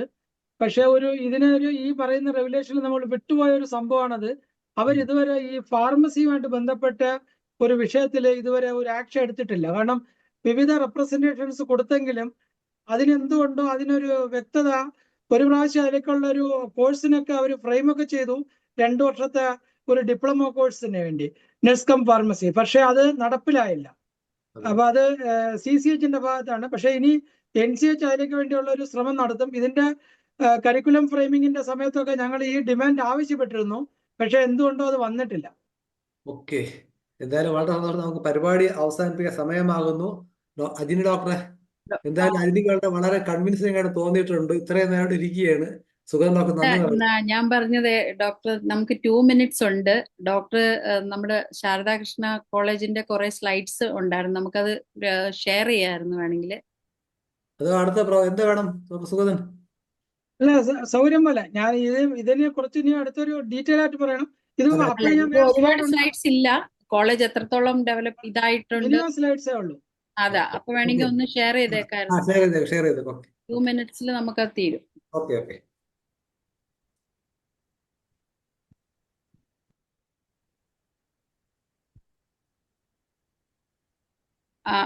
ഡോക്ടർക്ക് പറയാനുള്ളത് പറയാം കേട്ടോ. ഇത് ഞങ്ങൾ സിൽവർ ജൂബിലിയുമായിട്ട് ബന്ധപ്പെട്ട് ഞങ്ങൾ ഒരു പ്രോഗ്രാം 25 വർഷം തികയുന്ന ഒരു സംഭവമായിട്ട് ബന്ധപ്പെട്ട് എടുത്തിയ ഒരു ലഘുരേഖയാണ്. അതിനകത്തുള്ള സ്ലൈഡുകൾ മാത്രമാണ് ഞാൻ കഴിഞ്ഞത്. ഹനുമാന്റെ ഞങ്ങൾ 2025 ഞങ്ങൾ ഹനുമാന്റെ സ്റ്റാച്യു ഇനാഗുറേറ്റ് ചെയ്തു നമ്മുടെ ക്യാമ്പസിൽ. പിന്നെ നമ്മുടെ ഈ ആക്ടിവിറ്റീസ് ആണ്. ഞങ്ങൾക്ക് ഏതാണ്ട് 26ഓളം റൂറൽ സെന്റേഴ്സ് ഉണ്ട്. അതിന്റെ മാപ്പാണ് തൊട്ട് മുമ്പിൽ കണ്ടത്. പിന്നെ നമ്മുടെ ടോട്ടലായിട്ട് ഓരോ വർഷത്തിന്റെ ഈ മൈൽ സ്റ്റോൺസ് ആണ് ഞങ്ങൾ ഈ ഗ്രാഫിൽ കൂടെ കാണിക്കുന്നത്. 2000 മുതൽ 2025 വരെയുള്ള പിന്നെ കമ്മ്യൂണിറ്റി ആക്ടിവിറ്റീസ്, പിന്നെ ഞങ്ങൾ കുറച്ച് ഈ ഹോം വിസിറ്റ്, ക്യാൻസർ കെയറുമായിട്ട് ബന്ധപ്പെട്ട് പാലിയേറ്റീവ് കെയറിന്റെ കുറെ ഹോം വിസിറ്റ് ചെയ്യുന്നുണ്ട് പല സ്ഥലത്തും റെഗുലർ ആയിട്ട്. ഒരു വൺ ടൈം അല്ല, സ്ഥിരമായിട്ട് മാനേജ്മെന്റിന്റെ ഒരു കോൺട്രിബ്യൂഷനിലാണ്, എല്ലാം സൗജന്യമായിട്ട് തരികയാണ്, യാതൊരു ഫണ്ടും ഇല്ല. പക്ഷെ നമ്മുടെ സർവീസ് എല്ലാം വോളണ്ടറി ആയിട്ടുള്ള കുറെ ഡോക്ടർമാരുടെ ഒരു സർവീസാണ്. പിന്നെ നമ്മൾ ഈ ഉന്നത് ഭാരത് അഭിയാന്റെ ഒരു മിനിസ്ട്രിയുടെ കീഴിലുള്ള ഒരു യൂണിറ്റ് ആണ്. അപ്പൊ അതുമായിട്ട് ബന്ധപ്പെട്ട് ഞങ്ങൾ ഒരുപാട് കമ്മ്യൂണിറ്റി ആക്ടിവിറ്റീസ് നമ്മൾ റെഗുലർ ആയിട്ട് നടത്തുന്നുണ്ട്. വില്ലേജ് അഡോപ്ഷൻ പ്രോഗ്രാം നടത്തുന്നുണ്ട്. അതുപോലെ നമ്മളൊരു വെറ്ററിനറിയുമായിട്ട് ബന്ധപ്പെട്ട വളരെ ഡെപ്തിലുള്ള ഒരു ആക്ടിവിറ്റി ഉണ്ട്. അതിനൊരു ഏതാണ്ട് 1 ലക്ഷം രൂപ അടുപ്പിച്ച് ഉന്നത് ഭാരത് അഭിയാൻ ഞങ്ങൾക്ക് ഒരു ഫണ്ടിങ് അലോട്ട് ചെയ്തിരുന്നു.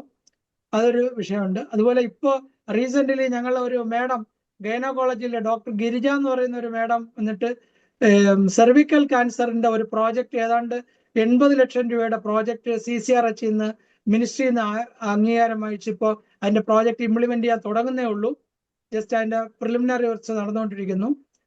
അതുപോലെ നമ്മുടെ CCRHുമായിട്ട് ബന്ധപ്പെട്ട് പോസ്റ്റ് പാർട്ടം ഡിപ്രഷനെ കുറിച്ചുള്ള ഒരു പ്രോജക്റ്റ് ഞങ്ങൾ ചെയ്യാൻ പോണു. അതായത് ഞങ്ങൾക്ക് അതിനകത്ത് 70 കേസാണ്. ഞങ്ങൾ അതിന്റെ ഒരു പാർട്ടാണ്, CCRHന്റെ റിസർച്ചിന്റെ ഒരു പാർട്ടായിട്ടാണ് നമ്മൾ ചെയ്യുന്നത്. ഇത്രയും കാര്യങ്ങളാണ് നമ്മളെ റീസെന്റ് റിസർച്ച്. പിന്നെ ഞങ്ങൾ പല ഫാർമസി കോളേജുമായിട്ടും രാജീവ് ഗാന്ധി ഇൻസ്റ്റിറ്റ്യൂട്ട് പോലെയുള്ള പല സെൻട്രൽ ഗവൺമെന്റ് ഇൻസ്റ്റിറ്റ്യൂട്ടുമായിട്ടൊക്കെ ഞങ്ങൾ MOU ടൈപ്പ് ഉണ്ട്. അപ്പം കുട്ടികൾക്ക് റിസർച്ചുമായിട്ട് ബന്ധപ്പെട്ട ഒരു ഫസ്റ്റ് ഇയറിൽ നിന്നേ നമ്മൾ അതിന്റെ ഒരു അവരുടെ ഇൻട്രസ്റ്റ് കണക്കിലെടുത്ത് ഞങ്ങൾ അതിലേക്കുള്ള ട്രെയിനിങ്ങും കോച്ചിങ്ങും ഒക്കെ കൊടുക്കുന്നുണ്ട്.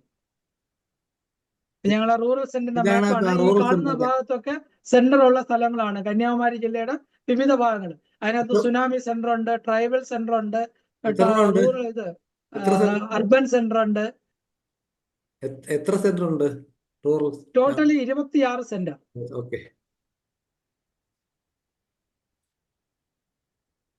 ഇത്രയാണ് എനിക്ക് ഒറ്റനോട്ടത്തിൽ പറയാനുള്ളത്. മറ്റ് കുറച്ചുകൂടെ നമ്മൾ ഇതുപോലെ എടുത്തു പറയാൻ സ്കിൽ ലാബ്, ഇതാ കാണുന്നത് സ്കിൽ ലാബ്. ഇത് പ്രാക്ടീസ് ഓഫ് മെഡിസിന്റെ യൂണിറ്റിന്റെ ഡിപ്പാർട്ട്മെന്റിന്റെ ഭാഗമായിട്ട് നമ്മുടെ ഹോസ്പിറ്റലിൽ പണിഞ്ഞിട്ടുള്ളതാണ്. ഇതില് നമ്മുടേത് ശരിക്കും 2018 നമ്മുടെ അന്നത്തെ ആയുഷ് മന്ത്രിയായിരുന്ന യശോ നായിക്കാണ് ഇത് ഉദ്ഘാടനം ചെയ്തത്. അപ്പൊ ഇപ്പൊ സ്കിൽ ലാബിനെ കുറിച്ച് നാഷണൽ കമ്മീഷൻ പറഞ്ഞത് ഇപ്പൊ 2022 അപ്പൊ ഞങ്ങൾ 2018 സ്കിൽ ലാബ് ഡെവലപ്പ് ചെയ്ത് അദ്ദേഹത്തിനെ കൊണ്ട് ഇനാഗുറേഷൻ ചെയ്തു. അപ്പൊ ഇപ്പൊ കേരളത്തിൽ തന്നെ പല മെഡിക്കൽ ഓഫീസർമാരും അതുപോലെ മറ്റ് വിവിധ കോളേജുകളും ഇവിടെ വന്ന് ട്രെയിനിങ് എടുക്കുന്നുണ്ട്. ഇപ്പൊ അടുത്ത മധ്യപ്രദേശിൽ നിന്ന് 2 കോളേജ് ഇപ്പൊ അടുത്ത ആഴ്ച ഇവിടെ വരുന്നുണ്ട് ഇതിന്റെ ട്രെയിനിങ്ങിന് വേണ്ടി. അതൊക്കെ നമ്മൾ കൺവീനിയന്റ് ആയിട്ട് നമ്മളെ ഷെഡ്യൂളിനനുസരിച്ച് ഷെഡ്യൂൾ ചെയ്ത് കൊടുക്കുന്നുണ്ട്. ഓക്കെ ഡോക്ടർ അജിനി, അപ്പോ നന്ദി പറയാം. ഓക്കെ, ഡോക്ടർ സുഗതൻ ഒരുപാട് കാര്യങ്ങൾ നമുക്ക് പറഞ്ഞു തന്നു. പല പല കാര്യങ്ങളും നമ്മുടെ മുമ്പിൽ കൂടെ നടന്നു പോകുന്ന ഡോക്ടർ മനോജ് പറഞ്ഞതുപോലെ നമ്മൾ ഒരു കാര്യത്തിനെ കുറിച്ചും അവെയർ ആണ്, എന്നാൽ അവെയർ അല്ല എന്നുള്ള ഒരു അവസ്ഥയാണ്. പലതും നമുക്കറിയാം, പക്ഷെ നമ്മൾ എന്താ പറയുന്നത്, അറിഞ്ഞതായിട്ട് ഭാവിക്കുന്നില്ല എന്നുള്ള പല കാര്യങ്ങളും.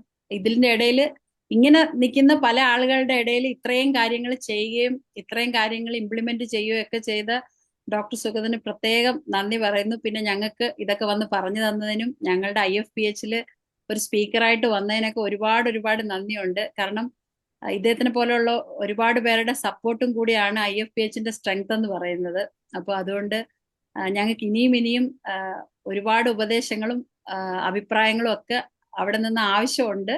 അപ്പോൾ വീണ്ടും വരിക, വീണ്ടും ഞങ്ങൾക്ക് എപ്പോഴും ഞങ്ങളെ ഇങ്ങനെ അവെയർ ആക്കിക്കൊണ്ടിരിക്കുക, അതോടൊപ്പം ഞങ്ങളെ ഒന്ന് മോട്ടിവേറ്റ് ചെയ്തുകൊണ്ടിരിക്കുക, നമ്മളും ഇറങ്ങണം, പ്രവർത്തിക്കണം എന്നുള്ളതിന്. അപ്പൊ ഒരുപാട് നന്ദിയുണ്ട്. Thank you sir. നമ്മുടെ ഇത് കേട്ടിരുന്ന ഓരോരുത്തർക്കും ഞാൻ നന്ദി പറയുകയാണ്. കാരണം ഇങ്ങനെയുള്ള ചർച്ചകളിൽ നമ്മൾ എല്ലാവരും വരണം. കാര്യം പൊതുവെ നമ്മളെപ്പോഴും ഒരു മെഡിസിനെ കുറിച്ചോ ഒരു കേസ് സ്റ്റഡീസിനോ ഒക്കെ ഒരുപാട് ആൾക്കാർ വരും. അപ്പൊ ഇങ്ങനെയുള്ള ചർച്ചകളിലും വന്നാൽ മാത്രമേ നമ്മൾ കംപ്ലീറ്റ് ആവുള്ളൂ എന്നും കൂടെ ഒരു അഭിപ്രായമുണ്ട്. അപ്പൊ എല്ലാവരും വരിക. ആരെങ്കിലും വിട്ടുപോയിട്ടുണ്ടെങ്കിൽ നമുക്ക് നമ്മുടെ യൂട്യൂബ് ചാനലിൽ കാണാം. ഒരുപാട് സമയം താമസിച്ചു. എല്ലാവർക്കും നന്ദി. Good night. നാളെ ഈ സമയത്ത് വീണ്ടും കാണാം. Thank you sir. വീണ്ടും ഒന്നും കൂടെ താങ്ക് യു. മഹാകവി വള്ളത്തോൾ പറഞ്ഞു, ചെല്ലുവിൻ ഭവാന്മാരൻ ഗുരുവിൻ നികടത്തിൽ അല്ലായെങ്കിൽ അവിടുത്തെ ചരിത്രം വായിക്കുവിൻ എന്ന് പറഞ്ഞ പോലെ എല്ലാവരും ശാരദാകൃഷ്ണ ഹോമിയോപ്പതി കോളേജിൽ പോവുക, അല്ലെങ്കിൽ അതിനെക്കുറിച്ച് അറിയുക. ഇത്രമാത്രം അതെ അതെ പറഞ്ഞുകൊണ്ട് ഈ പരിപാടി ഇവിടെ അവസാനിപ്പിക്കുകയാണ്. നാളെ ദിവസം വീണ്ടും കാണാം എന്ന പ്രതീക്ഷയോടെ ശുഭരാത്രി നേരുന്നു.